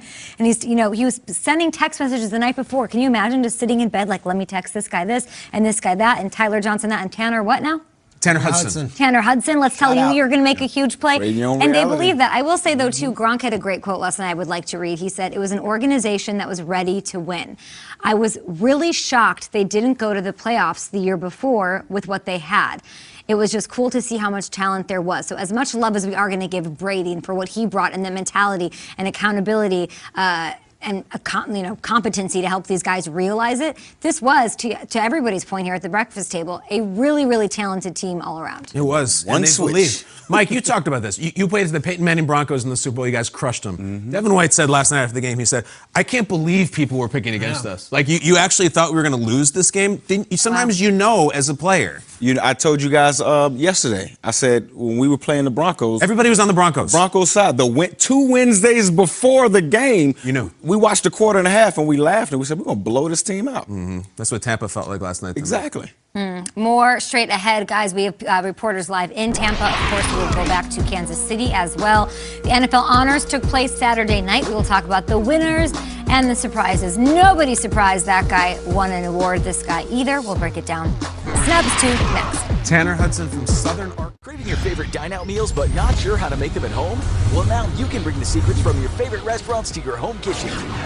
Introducing the new Blue Diamond Sizzle Griddle that brings the secret of restaurant flat top cooking right to your home. Maximize flavor in half of the time. The secret is the sizzle. Pressed paninis, meaty quesadillas, crispy hash browns, even diner-inspired bacon smash burgers are a cinch. So get ready to order up. From breakfast to dinner, the Sizzle Griddle does it all. You can even make melty campfire s'mores in just minutes. Sizzle Griddle's double contact plates create full contact with your food for better searing and browning on every surface to lock in the flavor in less time. Featuring Blue Diamond's signature coating infused with diamonds, which lasts 10 times longer, is 5 times harder, and transfers heat 4 times faster than copper. And it gets even bigger and better. Simply open it up to double the cooking space for sizzling sausage and peppers. That's 2 appliances in 1. Pancakes, eggs, grilled cheese, chicken, fish, and steaks, just like your favorite restaurant. Traditional grills only contact some of your food and they squish and smash. But Sizzle Griddle's adjustable hinged lid and diamond-infused plates adjusts your food, searing and browning, creating flavor in every meal, big or small, for perfect meals every time. Best of all, excess fat and grease drain away. Our diamond-infused nonstick plates just don't stick. Cleanup has never been easier. Wipe clean or go right in the dishwasher. And Sizzle Griddle is toxin-free. Experience the sizzle for yourself for just $49.99. This special offer includes the Blue Diamond Sizzle Griddle with 2 drip trays to catch all the unwanted fats in your meals. You'll also get our Sizzling Specials recipe guide. But wait, with your order today, you can get the Deluxe Sizzle Griddle. Add Blue Diamond waffle plates or traditional grill plates for only $10 each. Call or go online now to order and discover the secret of the sizzle for yourself. To order your Sizzle Griddle, call 1-800-576-8117 or go online to sizzlegriddle.com. That's 1-800-576-8117. Don't delay. Call or click today. When it's time to sell your home, there's a lot of money on the line. How can you trust your real estate agent will get it right? There's good news. With HomeLight, you can compare actual performance data on thousands of agents near you, so you know who sells quickly, who sells for the best price. We'll match you with the perfect agent for your needs. Best of all, it's free. Sell your home for more money. Go to HomeLight.com today. Great sex is never just about sex. I hear this from Roman members every day. Erectile dysfunction treatment helps men feel more confident in the bedroom, but it also unlocks so much more outside of it. A connection, a warmth. They feel more in sync with their partners. And that's what every couple deserves. With Roman, it's simple to connect with a healthcare professional online and find the right treatment plan for you. Simple, straightforward, and the way healthcare should be. Get up to $35 off your first month on a recurring plan at GetRoman.com/VDay. If it's happening now, you're going to be hearing it on NFL Now. Get up-to-the-minute news on all 32 teams. He is a natural-born leader. He's the guy they drafted for the future. He's poised and comfortable. Goes to the end zone, touchdown! NFL Now, today at 1, live on NFL Network. Tomorrow, we're revealing the latest power rankings for all 32 teams. Find out where your squad lands on the list. NFL Power Rankings, tomorrow at 3, only on NFL Network. I'm Will Sullivan. Welcome back to Good Morning Football. Of course, the Monday after the Super Bowl, you talk about the victors, you celebrate the winners, and you also talk about what the losing teams have to do as well for next season. But we're not going to do that during this segment. We can't. We come to you with heavy hearts. The NFL media family, of course, is a tight-knit family. And when we lose someone, it hurts. And right now, we are all hurting. That's because our dear friend and colleague, Chris Wessling, passed away at the age of 46 following a courageous and very brave battle against cancer. And Wes always was able to work in the midst of such incredible circumstances, still showing through that talent that if you want to read what he wrote in his articles, highly encourage it. He was incredibly talented, incredibly smart, was a football encyclopedia. He was also, of course, a valuable member of the Around the NFL podcast. My name is Dan Hansis, joined in a room filled with heroes, Mark Sessler, Chris Wessling, Greg Rosenthal with the Pocket Square. What is up, boys? Hey, Dan. Hey, Dan. Hey, Dan. Hey, Dan. Hey, Dan. It is the game of both skill and valor, also known as... Win Wes's Toaster. In a big spot! An 8-3 team on a 6-game winning streak? I'm gonna look it up! Jesus Christ. The live show success, the meetup, even more of a success. You guys have sat behind me or sat beside me for 700 shows. You Wait a sat second. beside me for a grueling battle with cancer. Will you stand beside me on the most important day of my life? Wine is blue because we're having a baby boy! Oh, look at that. Something is always lost in art or experience when you analyze it. Mark Twain, once he became a riverboat pilot and learned the technical side of it, the Mississippi River was no longer beautiful for him. If I was to hire a sports writer, the first question I was going to ask him is, how do you reconcile the essential meaninglessness of sports? I mean, how do you reconcile watching young men bang into each other and try to advance an inflated pigskin against marked territory? I mean, that's what you're doing. How do you reconcile the importance of that? And I think it's like Shakespeare's poems or Beethoven's Moonlight Sonata. This is going above and beyond. At its best, sports is look at what humans can do.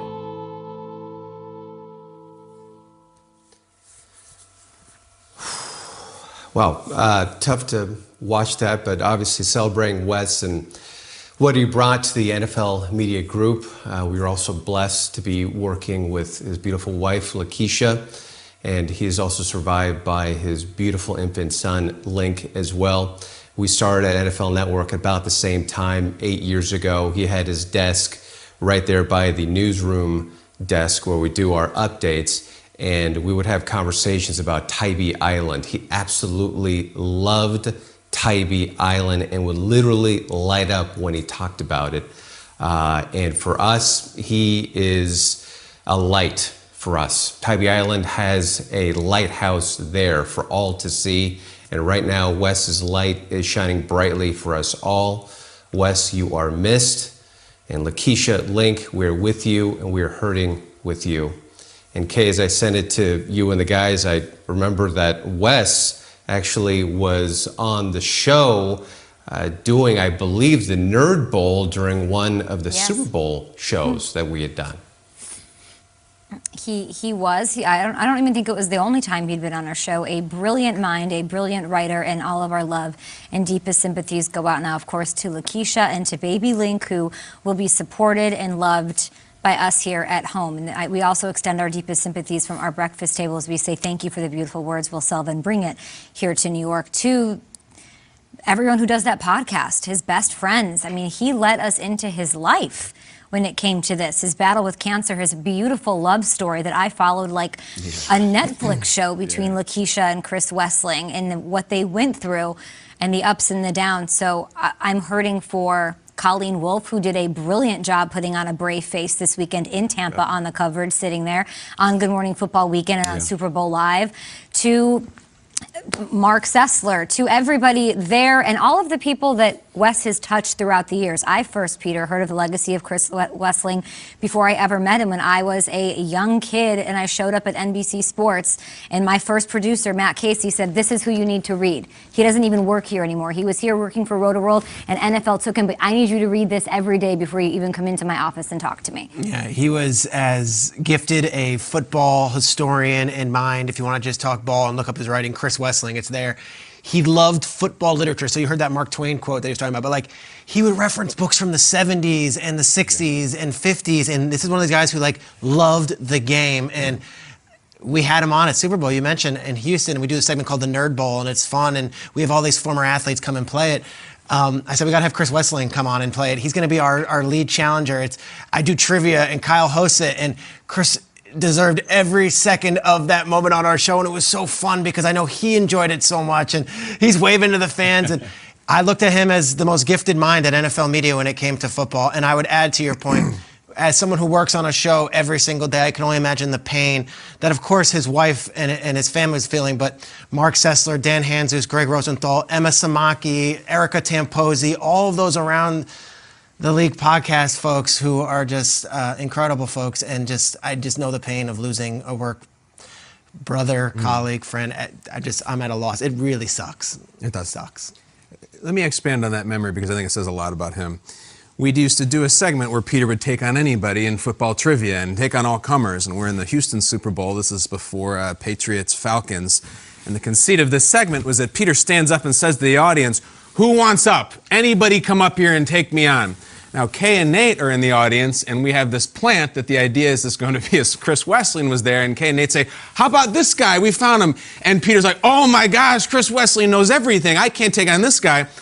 The problem is that was a terribly produced, terribly run segment by me in which the questions were impossible, and both Peter and Chris couldn't get any of them right. So the whole setup that we did fell flat because of our fault. Now, a lot of people would have been embarrassed. They would have walked off. They would have thrown a fit. I didn't get any of the questions right. I looked terrible. He was up for anything. He loved it. He had no problem. He laughed it off. He walked off. We all had a laugh about how terribly the segment went. I thought this said a lot about him. I mean, a lot of people in what we do. You walk away from meeting them saying, a lot of people are cool. A lot of people are smart. You don't walk away from a lot of people saying they're very kind. And that was my impression of Chris, and that little story was just a small part of it, and I'm hurting for his family as well. Yeah, definitely hurting, guys. I didn't do a lot of work with Wes, but every time I was around him, always had something positive to say. That's my whole thing with him. He was a human, a real human being, very kind, very thoughtful in everything he said to you, and obviously one of the most brilliant writers I've ever been around. So, yeah, it's a sad day. We lost a big one. Lakeisha and Link, we love you. Sending our love. If you need anything, let us know here from the East Coast. And Chris Wesseling, you will be missed.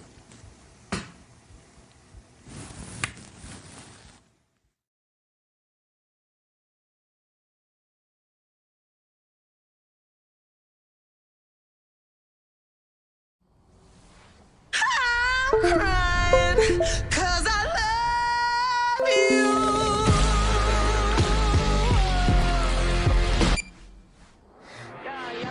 Pepsi Wild Cherry.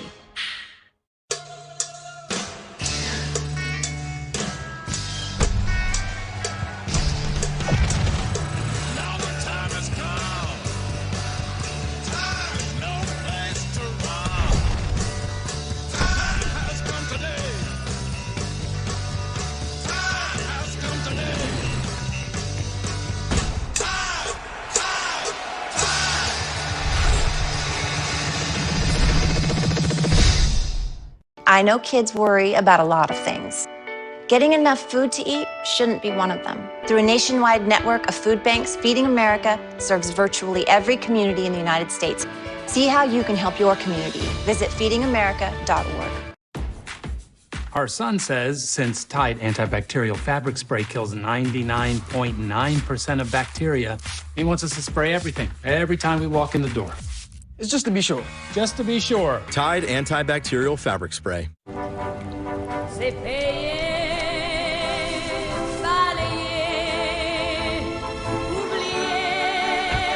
Smooth driving pays off. You've never been in better hands. Allstate. Click or call for a quote today. 10 years ago, we founded Loan Depot because we were confident we could deliver the American dream of home ownership to individuals and families across the nation. Serving more than 27,000 customers a month, lowering payments, providing jobs, and investing in neighborhoods and communities nationwide. We know what it means to put down roots and bring dreams to life. At Loan Depot, we know home means everything.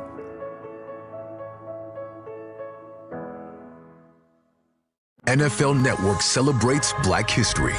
I want to tell this story because it's important for America. honoring those that broke barriers. We're better as a nation because he fought back. Inspired millions. This is my hero. Walter Payton, the all-time rushing leader. And changed the game. We got to keep moving forward. Tough times doesn't last, but tough people will. Celebrate Black History all month long on NFL Network.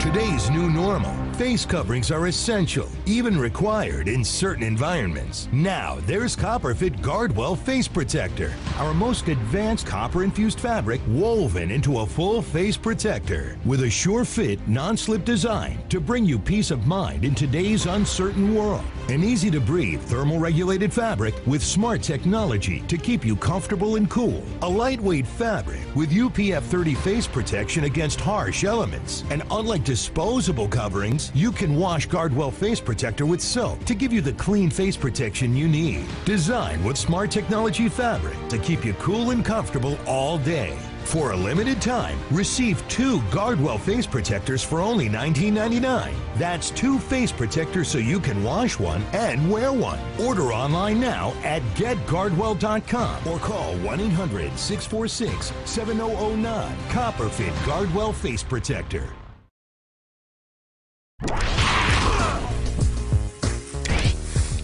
Welcome back to Good Morning Football. NFL Honors took place over the weekend. Here's a look at who brought home the hardware. Rodgers taking home his 3rd league MVP award, making him just the 6th player in NFL history to win the award 3 times. Justin Herbert and Chase Young received their well-deserved rookie honors. One of the stories of the night, of course, Alex Smith winning Comeback Player of the Year, maybe the story of the year after that miraculous season. Guys, any surprises with any of these winners or losers? About the results, no. I think we all know Rodgers going to win the MVP, but let's be honest, his speech was really unusual and had a surprise. Do we have some of it? Let's take a look. Let's look. Thank you so much. It's an honor to win this award for the 3rd time. 2020 was definitely a crazy year, filled with lots of change, growth, some amazing, memorable moments. 180 straight days of having my nose hair scraped. Playing for, very little fans or no stands the entire season. I got engaged, and I played some of the best football in my career. So Rodgers loves having so much fun with the media these days. You're like, is that a joke? Are you for real? There was also a mention of Jodie Foster in his speech. Joke about that. I'll be honest, I talked to Rodgers on Saturday night. I did. And I wouldn't portray a lot of what he said. It's all very private. He is engaged. He's unbelievably happy, and this is not a new thing. It's not like it just happened before. Like, it's been a while. He's been sitting on it and decided to just sort of drop a bomb in the middle of his MVP speech, which is very unusual, but says a lot about him, kind of making everybody laugh at this point in his career. And it was very strange. He hasn't cut his hair in months. There's a lot of stuff going on with Rodgers. He's still keeping holding it back from us. That's awesome. Happy to him and his fiance. Congratulations. And happy to the Packers fans because it was a cool moment. He had an amazing season.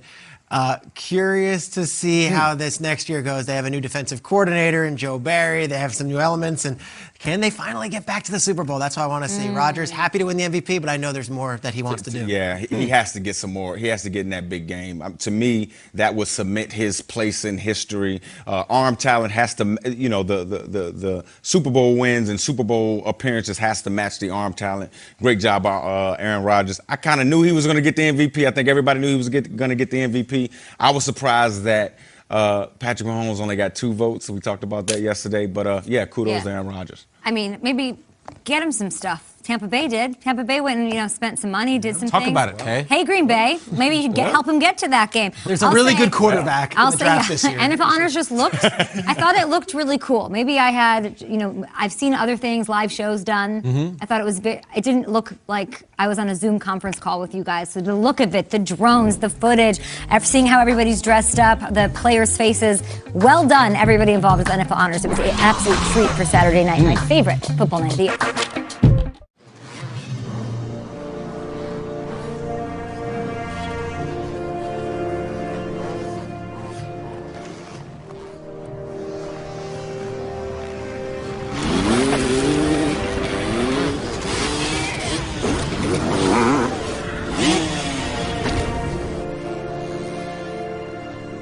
To see him in the wild like this.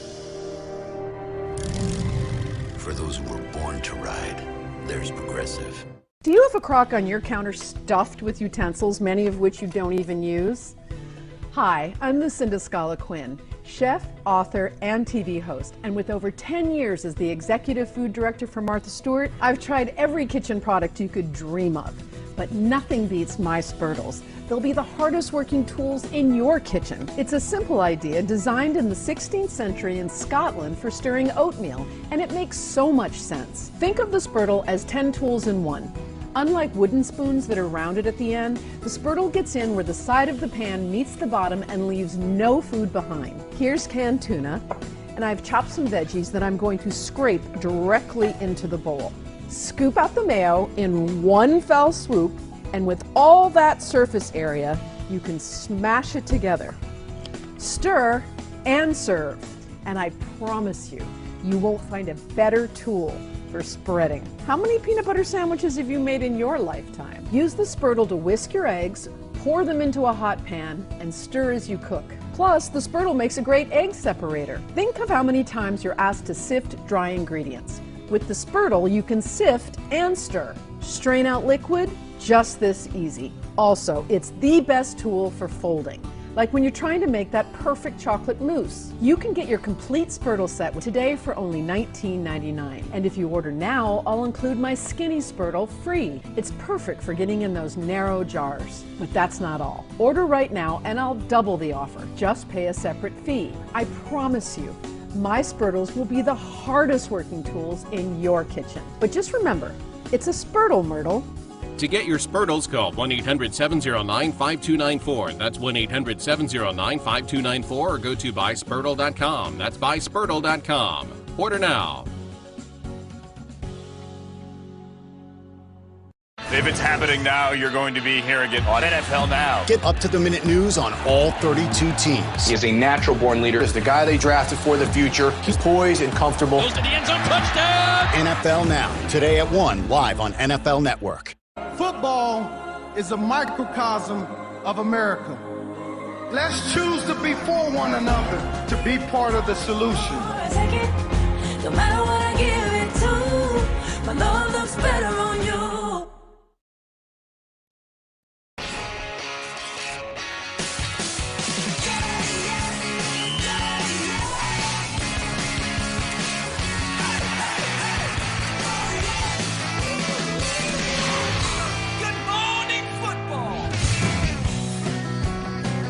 Welcome to GMFB. We're presented by us here in our coats. That's right. Our Buccaneers coats are... Who you got there, Devin White? This is Devin White.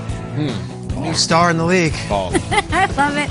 Always a little groggy. Less groggy, though, than we usually are on this show, right, we have Kyle? voices. Kyle, you and I have some history with this show. Big time. This is the show we want to wear sunglasses. I remember the one in Minneapolis after the Eagles beat the Patriots. It was 5 degrees and we had 2 seconds of sleep. Yeah. That was a rough one. Nate's always fun. Last year was fun. There were dancers and Dancers is one way to say it, okay? It was South Beach. It was nuts. At 6 in the morning, Shregs, we missed you for that one. Michael Robinson is here with us. We've got lots to talk about. I will just to give everybody an idea of what the show will be today. We have Bucs live press conferences. That means Bruce Arians and Tom Brady will be talking live. We'll bring you that this hour right here on NFL Network. But let's get to the highlights from Super Bowl 55. Super Bowl 55, or as it will always be remembered, the opening act for the Equalizer. Yeah. Here we go. Chris Noth was in the Equalizer. That's right, he is. Yeah. All right, there's the king. It was actually Queens and Kings and Latifahs and Mahomes and these two quarterbacks won the last 2 Super Bowls. Let's go! We're going to watch Clarice. All right, 3-0. The Chiefs are up. But that was it. The Chiefs always have the lead, and they would not have one for long in this one. Roberto Gronkowski. Peter Frump. They forgot about Arizona. That's right.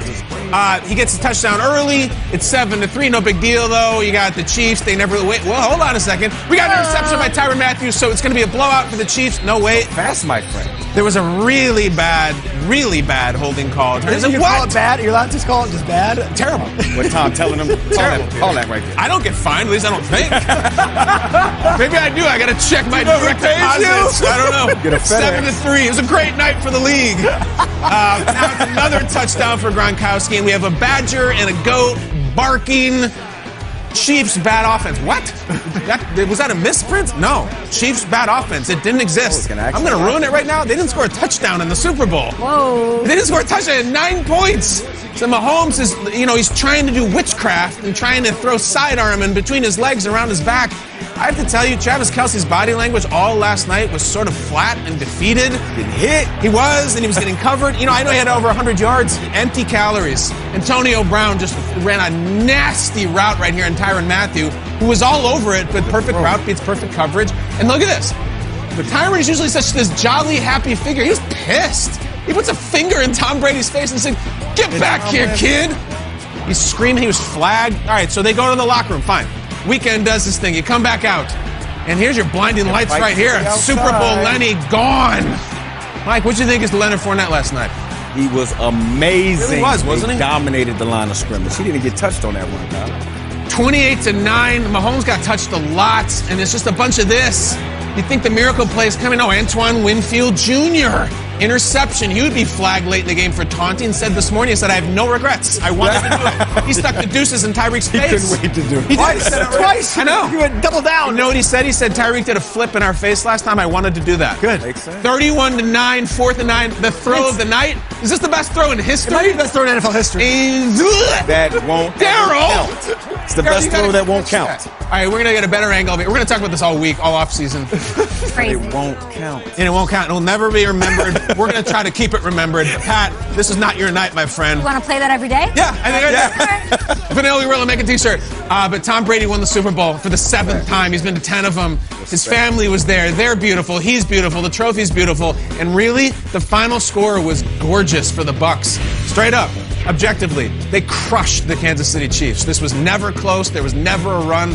31-9. Brady afterwards had a little Zoom sesh. We saw it coming. And then as he was doing a lot last night, Gronkowski was making cameos in other people's interviews. Well, I think they're all special, and they're all this has been an amazing year. Amazing year. We got to a good start, 7-2, and then had a little rough stretch where we kind of found our identity and played a lot better football down last December, January. And just really proud of all the guys, proud of all the coaches, the effort we put in.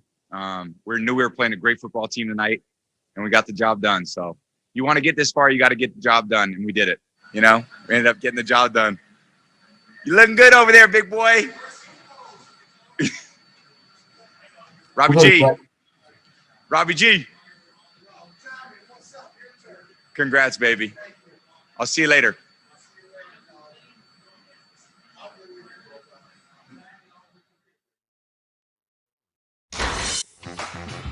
All right, Tom Brady, lots of winks. Maybe one for Super Bowl trophy. Ish. He's got 7 now. Tom Brady, the franchise, guys, has more Super Bowls than any other team in NFL history now, surpassing those Patriots. It's unbelievable.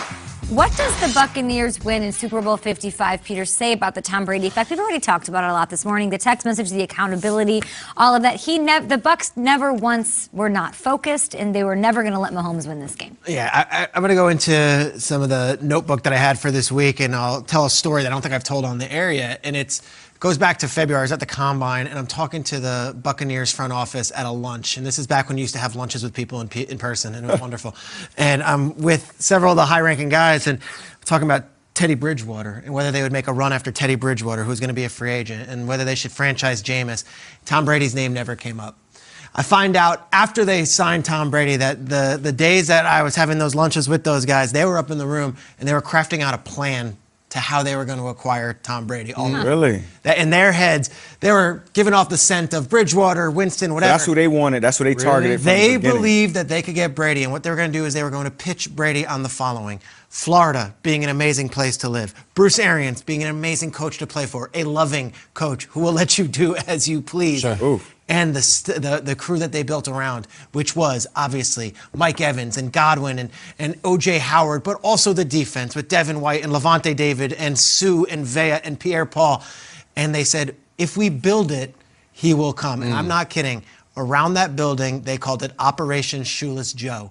What? Based on the movie Field of Dreams. Operation Shoeless Joe. If we build it, he will come. If we build it, he will come.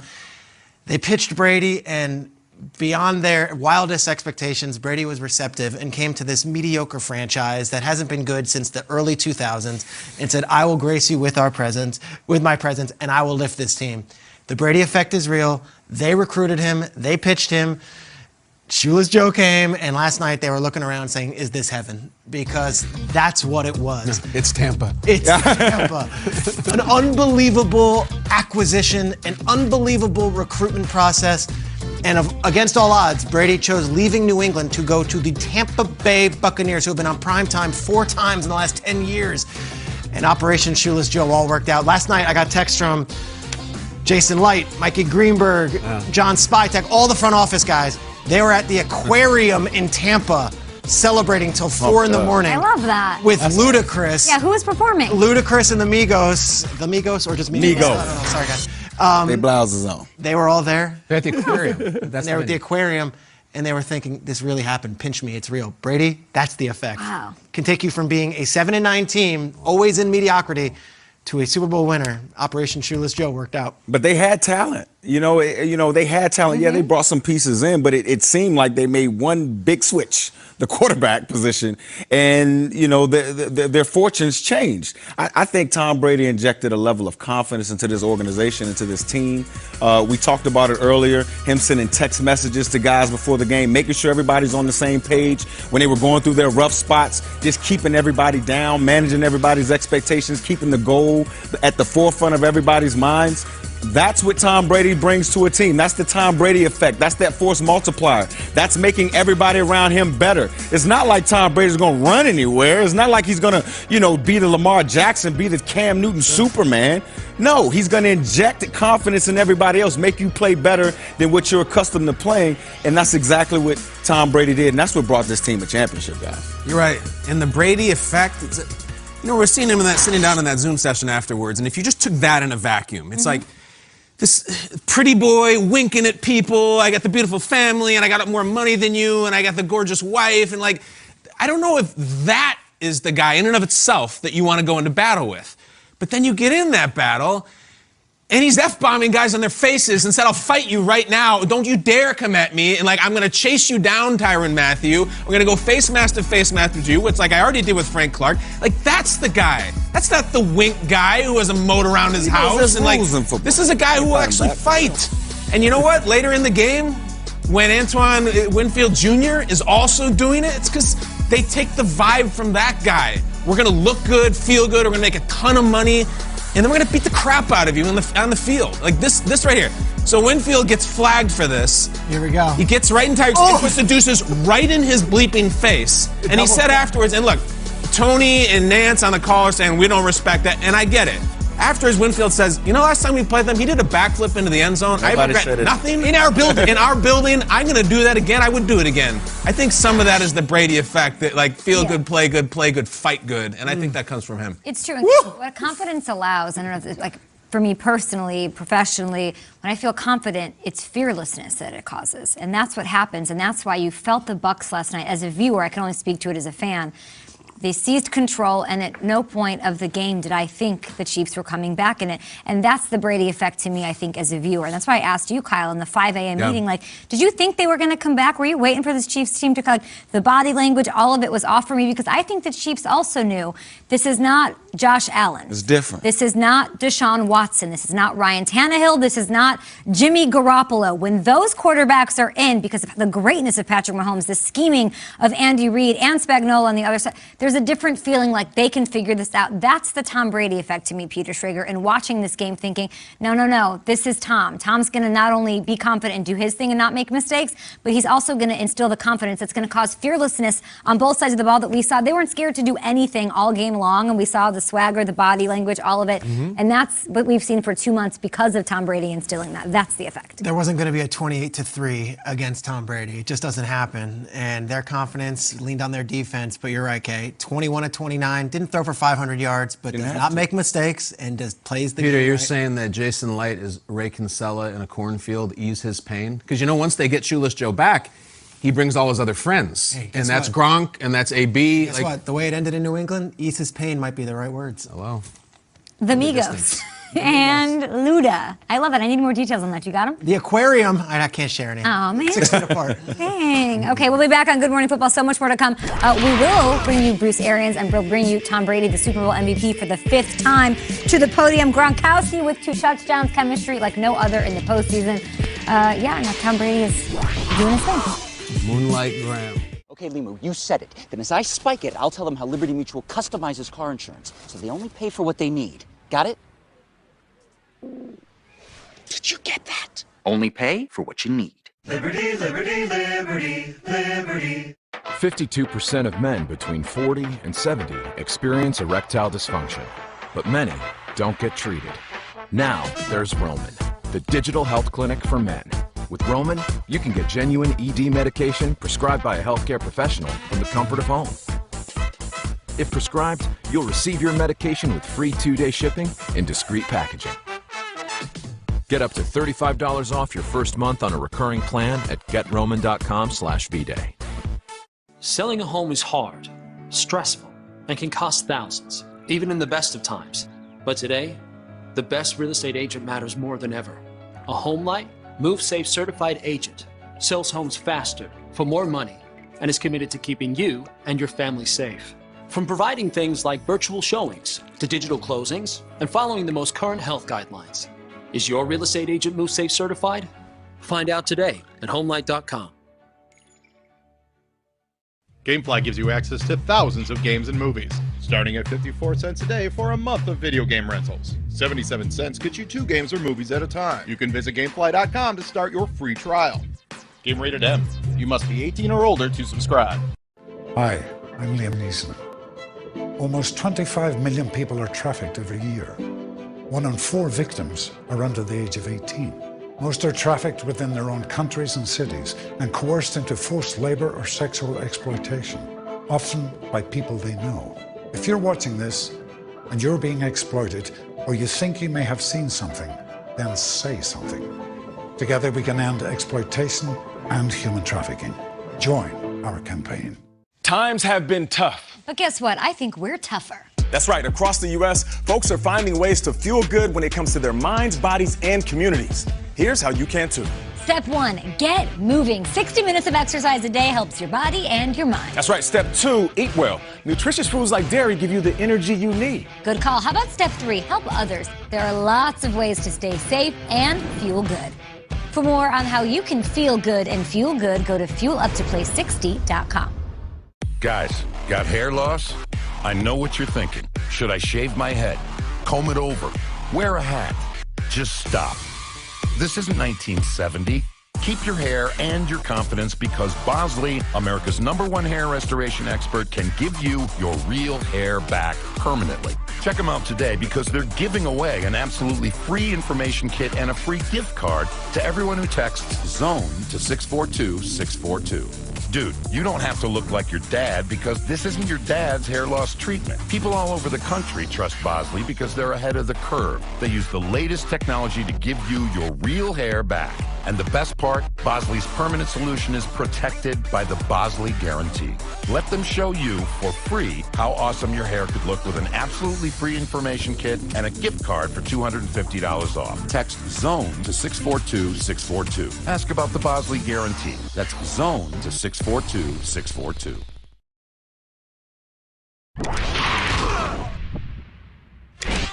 Here's the snap out of the gun. Play action fake pass to Gronkowski. He's going to score a touchdown. Touchdown Tampa Bay. Holy guacamole. He breaks the record. He's got his 23rd touchdown in the postseason from Tom Brady. The first as Buccaneers. Welcome back to Good Morning Football. We've got all your highlights, all the celebrations from Tampa, but also we have to talk about Kansas City. Randy Moss joining us outside of Arrowhead Stadium this morning. Patrick Mahomes not able to make those tight throws into small windows like we've seen. He wasn't able to scramble and make magic happen like we've seen so many times before. There were some, of course, injuries and situations they had to adjust on that just did not work out for them. What were the struggles with the Chiefs side of things, removed now a couple of hours from this loss? Well, yeah, it wasn't a shock, obviously, that the Bucs won. They're a very good team, but the magnitude of the victory, the thorough dominance, had to be a surprise. Very clever post on Twitter last night at about 9:30 a photo of the Chiefs plane landing on Saturday afternoon. The caption was, "The only touchdown the Chiefs had in Tampa." I mean, who could have possibly expected that, right? The Chiefs' offense was totally out of sync. Defensively, they were dominated up front. And defensively, they shot themselves in the foot with the penalties, especially in the first half. A Super Bowl record 8 penalties for 95 yards in the first half, some of them at very inopportune moments. Now, the Chiefs were asked about those penalties, of course. Chris Jones clearly did not like the way the game was officiated. He said he was very surprised the penalties were called in the Super Bowl. Jones said you usually let the guys play, especially in the biggest game of the year.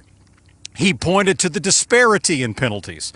11 penalties for 129 yards called against the Chiefs, 4 for 39 yards against the Bucs. He said that speaks volumes, especially in the biggest game of the year. Penalties can change the game. Other Chiefs had a completely different take. Andy Reid called the penalties uncharacteristic.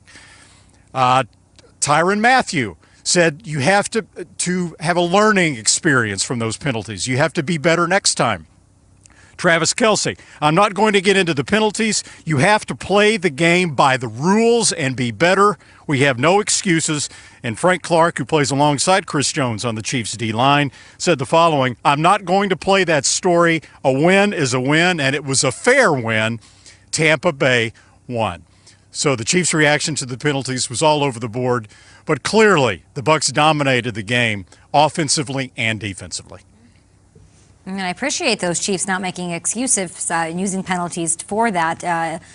A beautiful win by the Tampa Bay Bucs squad. We'll talk about the Chiefs side because what could they have done? And we thank you, Randy Moss, as we'll talk to you a little bit later. Like, Mike Robb, how did they lose this game? They're a great team. There's a lot of people saying, like, even on Twitter right now, okay, you're right. You knew the Bucs were going to win. Now, look, let's not pretend the Chiefs weren't a brilliant team for the past 3 years. Yeah, they have been a brilliant team, but again, I have to go back. I feel like a broken record, guys. I hate saying this all the time. Go on. You can't